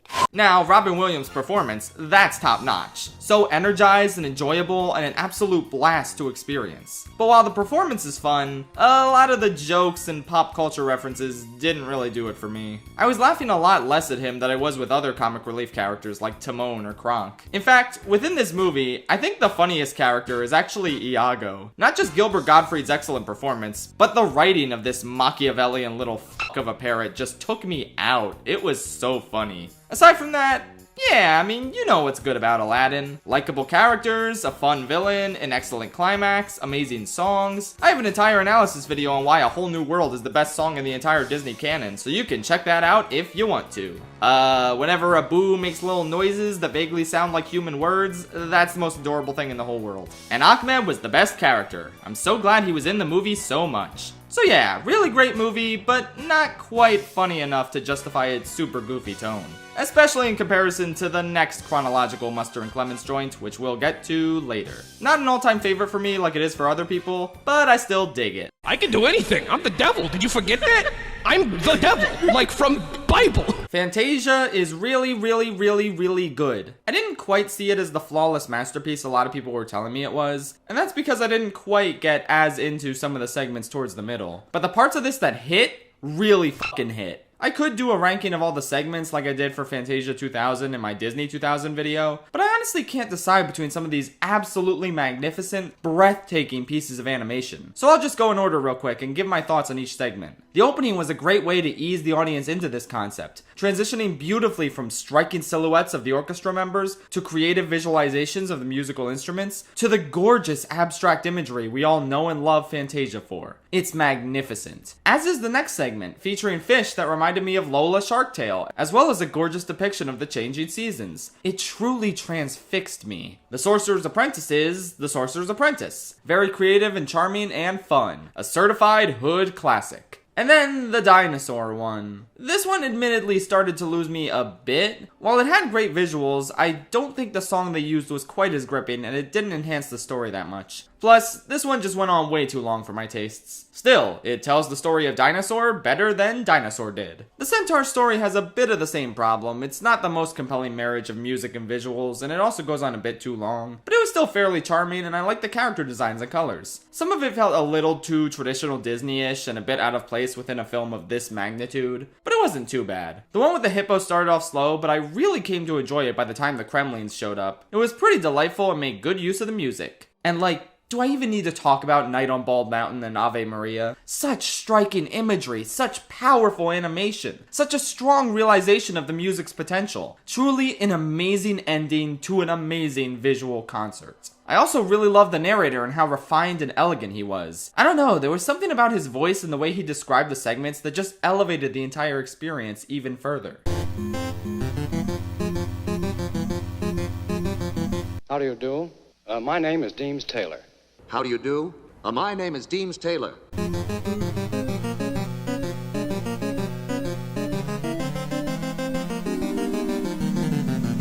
Overall, yeah, I love this film. But I'll admit that I was only truly mesmerized by the beginning segments and the ending one. The two middle segments were just decent in my opinion, which sucks because they take up about 50 minutes of the 2-hour runtime. If it were cut down, I think I'd enjoy this a lot more, but I can still safely say that parts of this were an incredible experience. This might just be one of the most timeless films I've ever seen. Based on the quality of the animation and the way everything is presented, it is unfathomable to think that this movie came out in 1940. It's genuinely impossible to tell. The only part where I ever thought, oh, this is an ancient-ass movie, is when the narrator said the dinosaurs likely died out due to a dust bowl. This movie predates the theory about the meteor wiping the dinosaurs out. Oh yeah, it's 82 years old. I forgore because it's so gorgeous and expressive and timeless, and oh my god, you need to watch it. And Disney, could you make more of these pretty please? You don't have to worry about the box office failure of the first two because you have Disney Plus now. Come on, do it. It'll be really, really good, hopefully. Also, I went to college in Philadelphia and I've been to the Academy of Music where they recorded the audio for this movie. So that's pretty cool. Is something burning? My spinach pus. Oh yeah, it's all coming together. The Emperor's New Groove sure is a comedic classic. I covered it all in its own dedicated video with the help of 24 Frames of Nick, and then again in the Disney 2000s ranking, so I'll keep this super brief. Fun-ass movie with some of the best comic energy out of Disney's entire catalog. Though it falls just short of being one of my all-time favorites, since it undercuts a lot of potentially good emotional moments. And the lack of songs is a real shame, because they would have fit the tone very well, and it feels a bit empty without them. But in addition to great humor, the characters are all fantastic, and Kuzco has the single best character arc out of every Disney protagonist.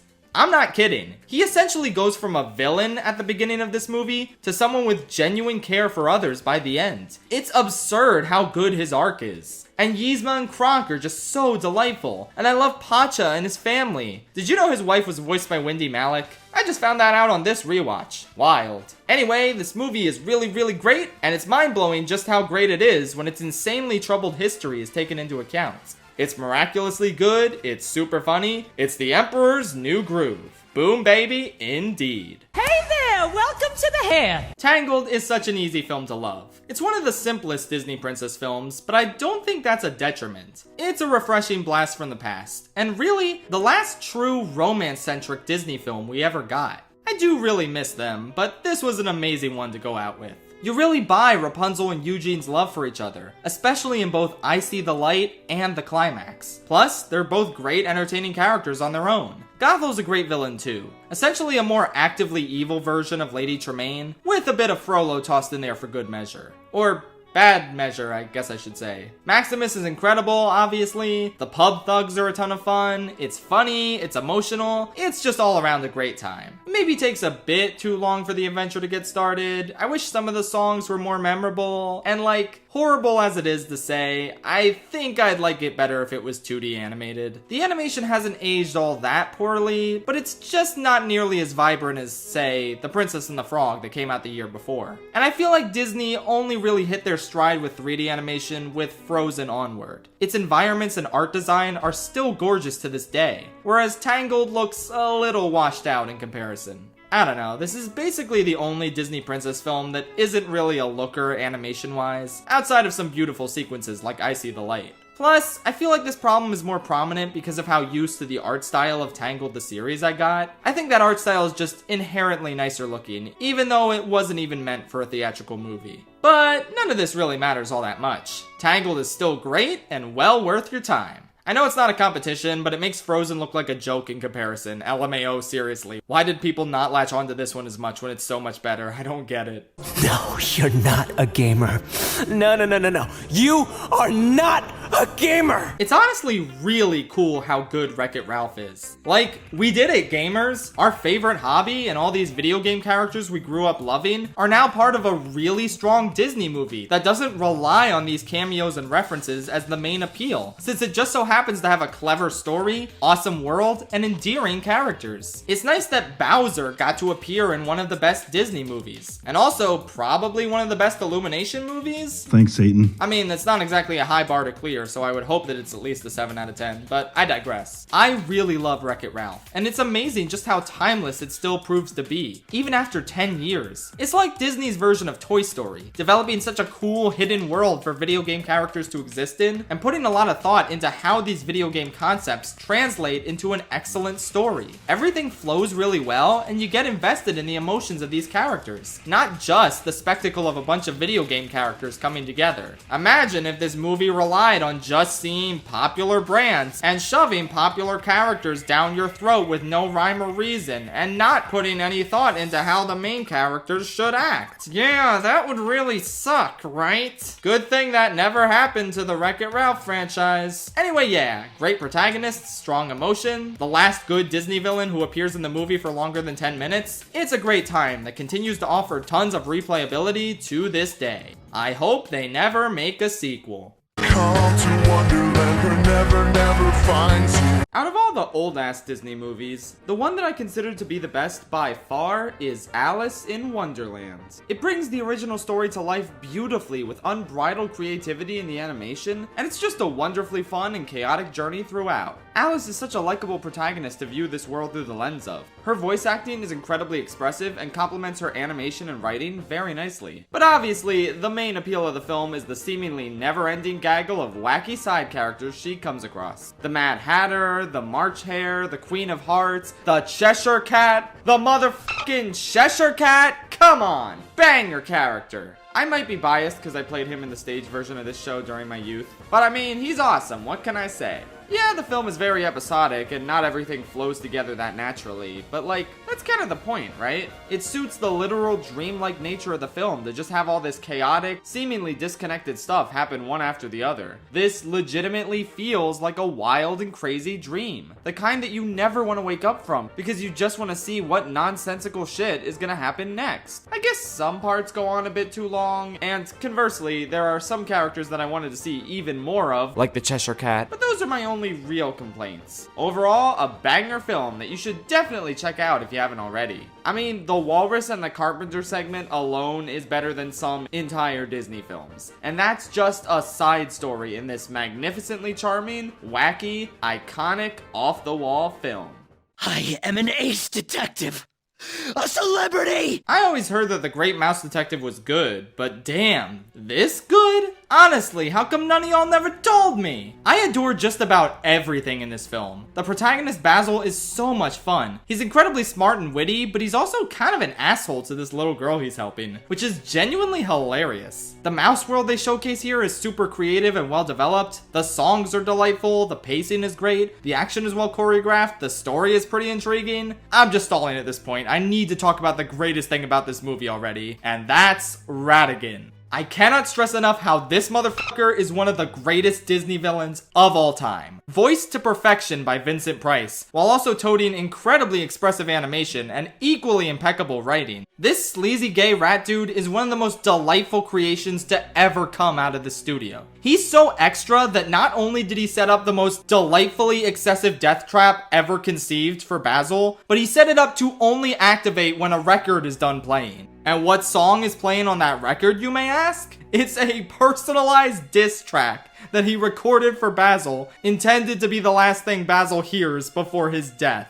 That's genuinely one of the funniest things any Disney villain has ever done. I just can't get enough of this dude. I was already sold on him before the ending climax, but then that final battle at the clock tower went so unnecessarily hard, and it's like, damn, how is no one talking about this movie? It's just tremendously entertaining from beginning to end. There was never a dull moment, and it just makes perfect use of its tight 74-minute runtime. Musker and Clements really came out swinging in their directorial debut, illustrating yet another reason why they're the best storytellers to ever come out of Walt Disney Animation Studios. I love this movie. It's easily the best pre-Renaissance Disney film, and you really owe it to yourself to check it out if you haven't already. He fucked a fish. He did not fuck a fish. He wanted to fuck a fish. The Little Mermaid is my second favorite Disney movie where the best character in it is a talking crab. It's crazy how this is like the most influential film in the entire Disney catalog, outside of obviously Snow White. Like, it's a little bit quaint in comparison to how grand and mature and epic a lot of the other Disney Renaissance films are, but it's also important to remember that we wouldn't have those films without the runaway success of The Little Mermaid that could. It was such a bold choice at the time to essentially make an animated Broadway musical, and yet now that's the exact kind of film that most people associate the name Disney with. Yeah, previous Disney films had songs, obviously, but nothing quite on the same level as this. They never before relied on their songs so heavily in order to tell the story and support the structure of the film. And I'm just still in awe of how their first attempt at such a grand musical resulted in something so fully formed and magical right out of the gate. When you listen to Part of Your World, you can feel the culmination of decades of musical theater that Alan Menken and Howard Ashman were inspired by and pulled from, resulting in a moment more gorgeous and show-stopping than nearly everything that came before it in previous Disney films. And it doesn't stop there. Poor Unfortunate Souls is such an immensely satisfying villain song. Under the Sea is a bop that did not need to go so hard, considering how little it actually affects the story. Kiss the Girl is absolutely stellar, not only musically, but visually. That one shot where the camera splashes out of the water and slowly steadies itself, like, oh, so good! It's just such an impeccable, well-realized, well-paced, well-directed film. One that still manages to hold up and remains consistently entertaining throughout its entire runtime. In the Renaissance ranking video, I already offered my defenses of the perceived story and character issues a lot of people have with this film, so check that out if you want to hear more about them. But we got a lot more films to get to, so I won't reiterate them here. Bottom line is, this film's amazing, and I don't think I'll ever get tired of it. Anyway, can't wait to see realistic ugly fish singing Under the Sea next year. Thanks, Disney, you're the best! My guy pretty like a girl, and he got 5 stories to tell. I see both sides like Chanel, see on both sides like Chanel. It's a waterlogged city of Atlantis. I might just be the biggest defender of this movie out there, but that's okay. I'll stand alone in my belief that Atlantis: The Lost Empire is one of Disney's greatest artistic achievements. It's just so solid. With a compelling mystery, incredible characters, a mature tone, multiple sequences that feel abstract and avant-garde in their execution while also suiting the narrative, this is just a really, really strong, pulpy adventure film brought to life with gorgeous, unique, expressive animation. I love how diverse the eccentric supporting cast is, not just in terms of their ethnicities, but their ages and personalities and aspirations. They actually take time for character work in this movie and flesh these peeps out and explain how they all got here, and it's just so cool. It makes the universe of this film feel lived in and authentic. Plus, the villain has realistic motivations for why he's such an asshole. Yeah, it boils down to him just doing it for money, but like... Mercenary.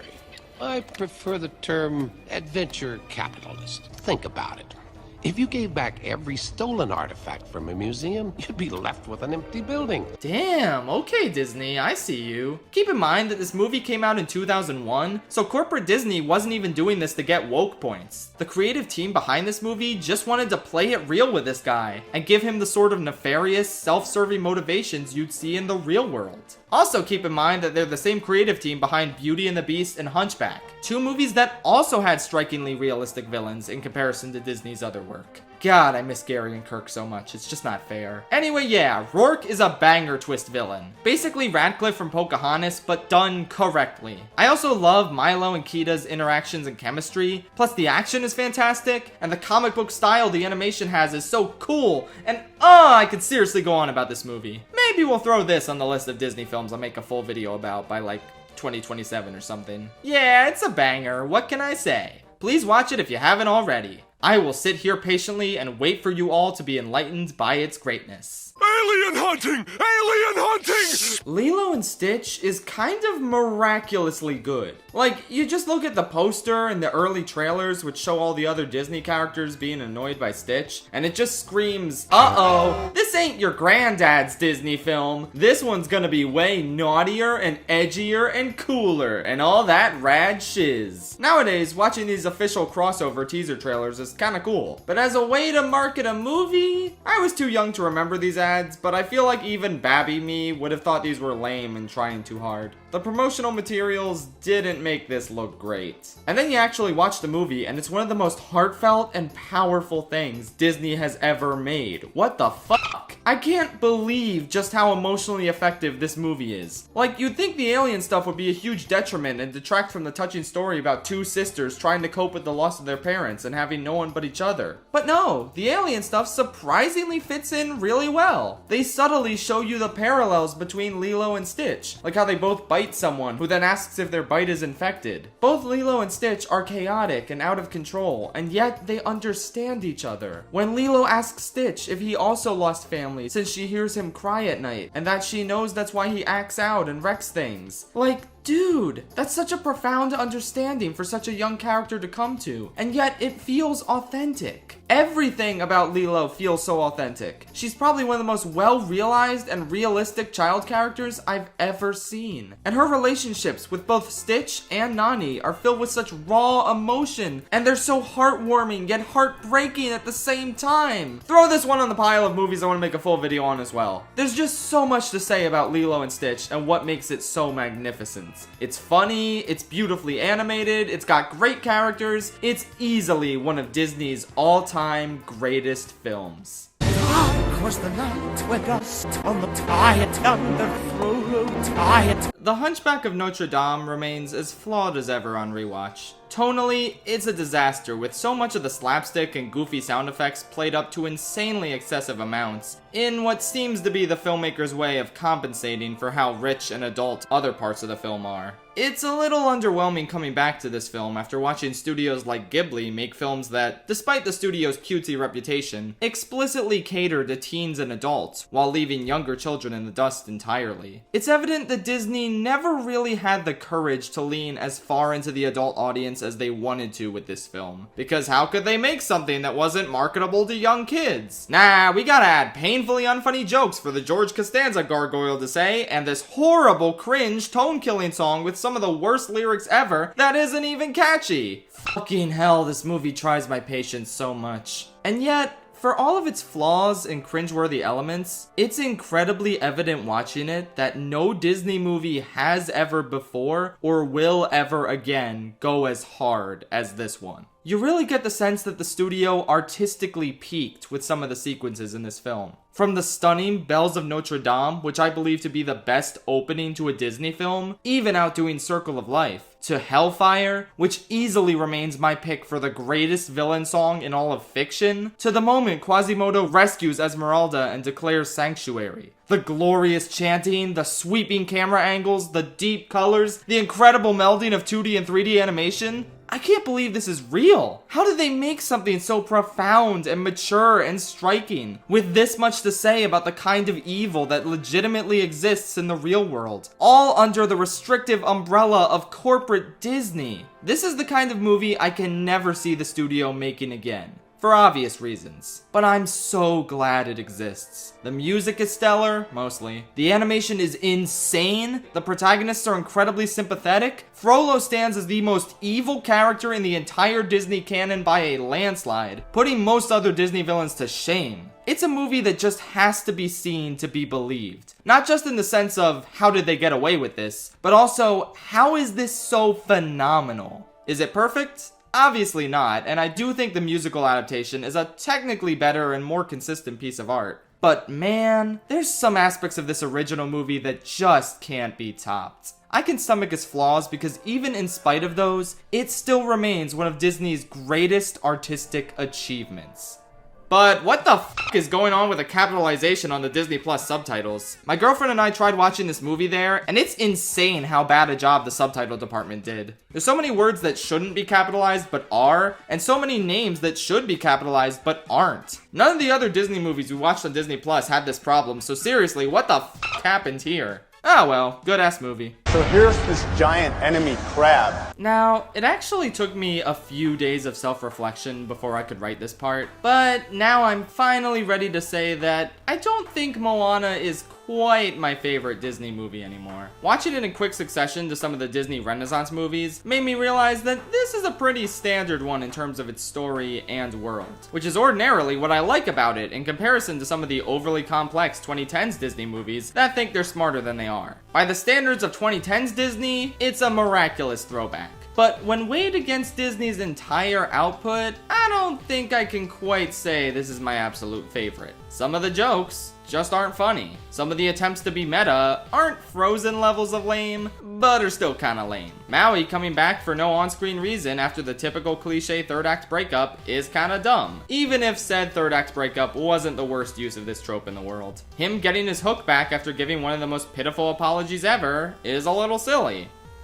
I don't know, I guess that's all my bad stuff. I still adore this movie in spite of its problems. It's tremendously catchy and memorable songs, it's genuinely great action scenes, it's gorgeous visuals. Plus, if I'm being honest, Moana is not only my favorite Disney princess, but my favorite Disney protagonist. I know I said Kuzco is the protagonist with the best arc, but Moana is nonetheless my favorite. Witty, entertaining, likable, with a legitimately amazing journey of self-discovery along the way. The fact that she starts out so incapable at sailing before growing into a legitimate wayfinding hero who wins the day through her unwavering compassion, man, is it so good. And Maui's arc and growth throughout the story are so strong, and the chicken is funny, and also the crab is pretty epic. I don't know if you could tell, but I actually really like the crab in this movie. I may or may not have made the crab my entire personality and then done a feature-length analysis video on him. You honestly really gotta respect Musker and Clements for saying, oh, our movie doesn't have a traditional villain?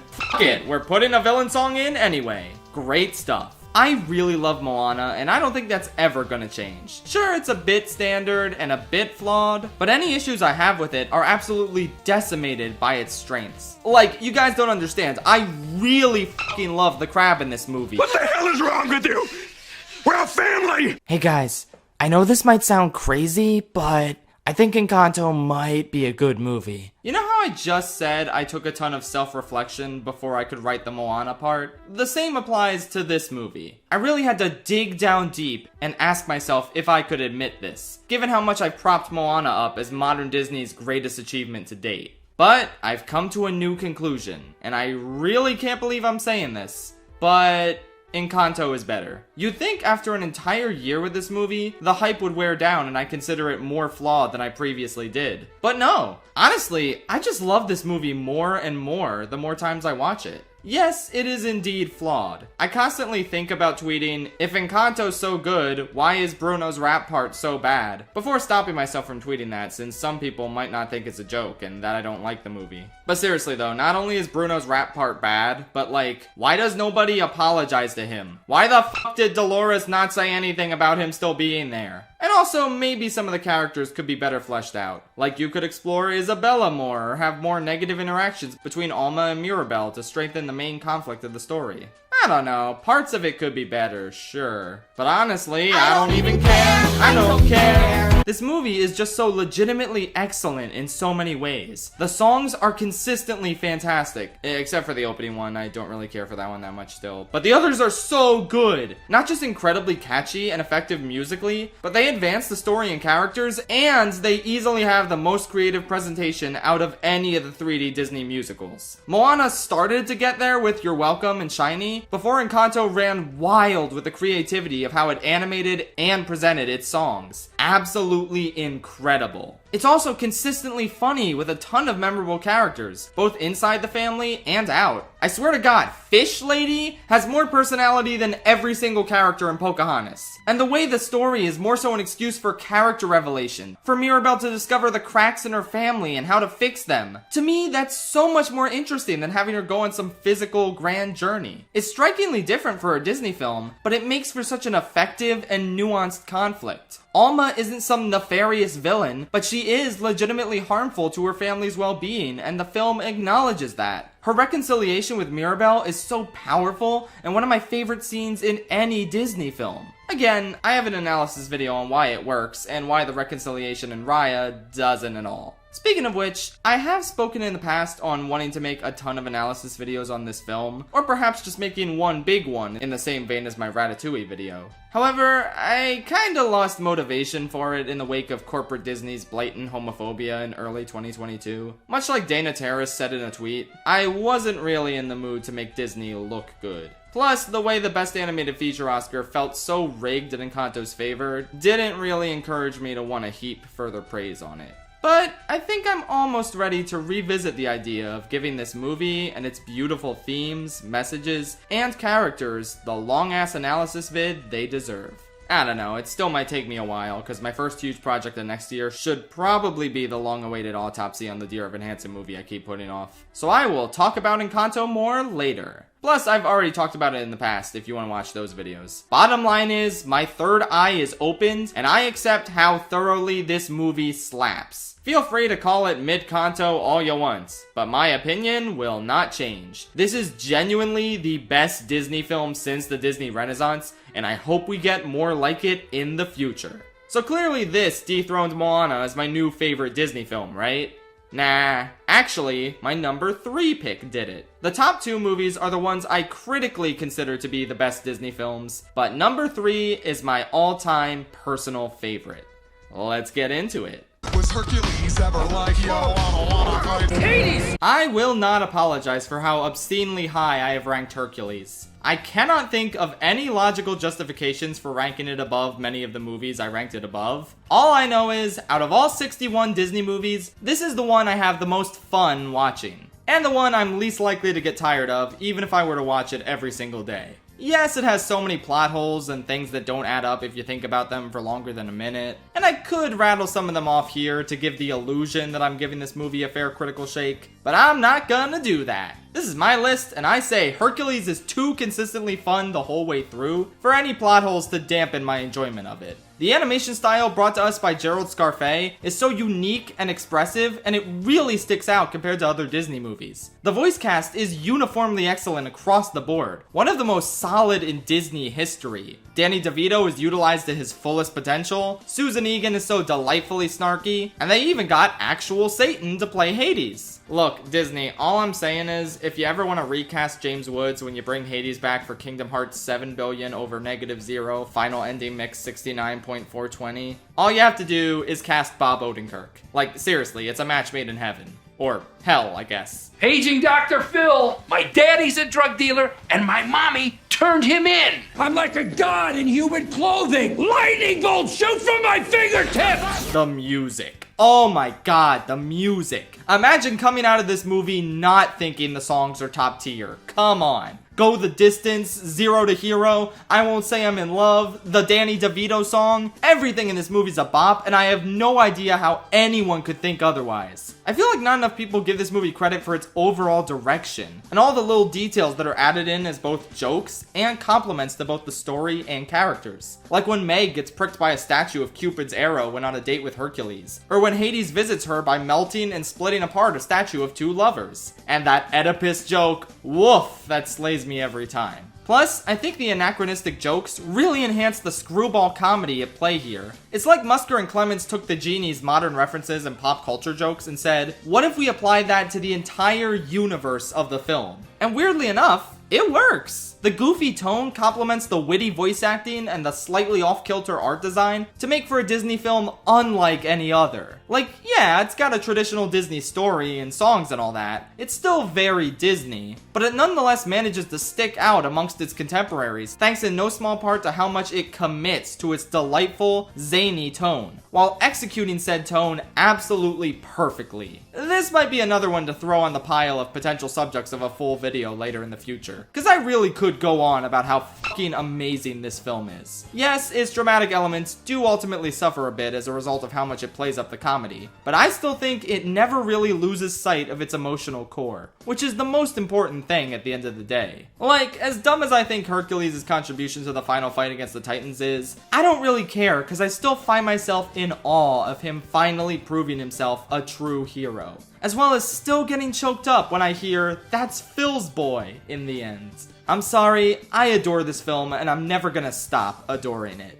It's just godlike. Alex the Lion, what the hell are you doing in my car? I don't even know where to start, man. The Lion King is just miraculously good. They nailed everything here. Gorgeous animation that I'd argue is noticeably better and more breathtaking than the rest of the already incredibly animated Disney Renaissance. A perfect tone that straddles the line between great comedy and intense drama insanely well. Some of the most lovable and iconic characters in the entire Disney pantheon. Some of the greatest songs that Disney has ever put out. The single greatest musical score of the entire studio. And maybe my favorite film score of all time. I don't think I've ever seen an animated movie as confident in what it is as this one. Right from the iconic first shot of the sun, all the way to the dramatic thud of the title drop, you already get the sense from this opening alone that this is one of the great defining pieces of art to come out of the medium of animation. If you were recommending Disney movies to someone who's inexplicably never seen any, I almost wouldn't recommend this as their first one because every subsequent Disney movie they watch afterwards is just gonna feel lame by comparison. And this was the film that the artists working on didn't have confidence in. They thought Pocahontas was gonna be the timeless, revered work of art between these two movies. What a sick joke! If this is where Disney animation was headed, county out! There's so many more things I could talk about, like how Scar is one of the great film villains, not only because he actually accomplishes his plan, but because he has a banger villain song and every line delivery and facial expression of his just oozes personality. Or I could talk about how Rafiki has echoes of Yoda in the way he brilliantly uses silliness to teach profound, life-altering lessons. Or how Timon has all the makings of a Tumblr sexy man, and I'm surprised that hasn't happened already. Like, he would seriously be a perfect fit for that. But you either know all that already, or in the case of that last thing, you're just now considering it and are furious with how right I am. So I should probably wrap this up. This movie is magnificent, and undeniably the magnum opus of Walt Disney Animation Studios. Easily their most significant and revered work in the entire century of their existence.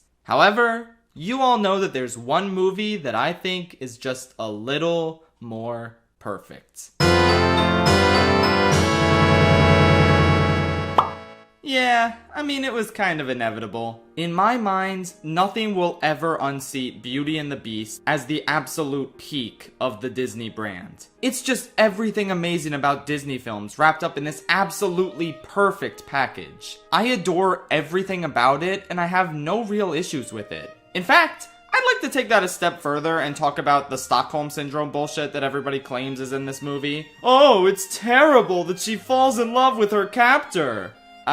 Did you guys miss the part where she left the castle in the middle? Nobody in this movie was taking this whole Belle being a prisoner thing seriously. Not the Beast, not the servants, not even her. She wasn't locked up, no one was guarding her. She described staying at the castle as a promise she made, rather than an imprisonment sentence. And when the Beast saves her life from the wolves and then collapses, she could have left him to die and continued escaping. But no, she willingly chose to go back in order to save his life because he saved hers, which is what causes them to grow to care for each other, which eventually results in him officially giving her his blessing to leave. What about this are you not getting? Go pick on something actually problematic like Pocahontas instead of trying to contort this movie's story to fit your poorly thought out BuzzFeed clickbait critiques. Anyway, yeah, I adore just about everything in this movie. The story is incredibly well paced and beautiful. The animation is so crisp and vibrant and gorgeous. The characters are lovable and endearing, including the greatest bisexual sentient candle ever included in a film.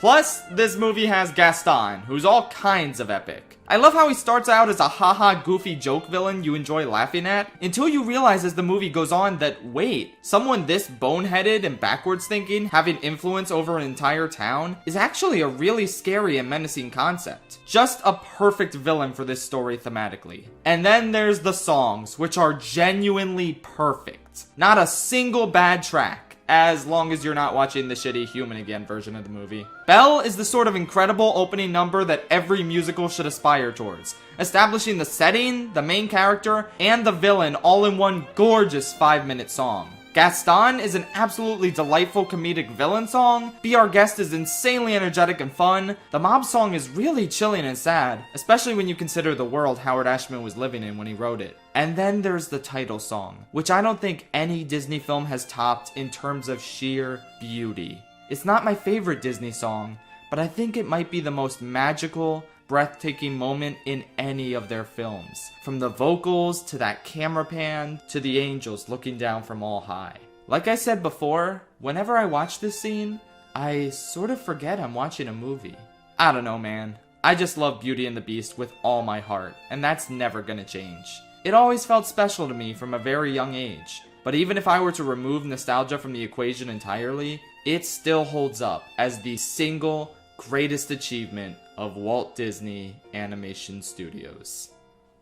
So that's the ranking, and overall I had a pretty good time with it. Yeah, the studio doesn't have the most amazing track record on average, but their lows aren't the lowest things in the world, and their highs are absolutely magnificent. They reminded me why exactly I loved the studio for so much of my life, and why I'll continue to love it in spite of everything. As much as I despise Disney the corporation and how flagrantly anti-art they prove to be again and again, I'll always admire Disney the animation studio. The place where artists go to tell incredible stories that'll stand the test of time and be remembered for generations to come. Their movies meant the world to me growing up, and will continue to do so even as I grow older. Especially since, despite having their fair share of misses, modern Disney is still capable of putting out hits that'll likely go on to be as timeless as the masterpieces of their past. So yeah, in spite of everything, in spite of all the cynicism I feel towards their corporate overlords that operate under a similar name, and even in spite of all the terrible movies this ranking forced me to trudge through for the billionth time in some cases, I will always love Walt Disney Animation Studios. Their highs really are the stuff dreams are made of. And I want to do more than just talk about their highest achievements. I want to immortalize and pay tribute to what I consider to be their finest film to date. So I'ma pull a Nintendo Direct and leave you all off with one last announcement. Something I've been working on for over a year now with the help of dozens of amazingly talented artists. Let me just ask you guys one question.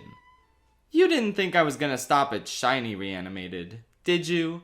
We invite you to relax. Let us pull up a chair as the dining room proudly presents...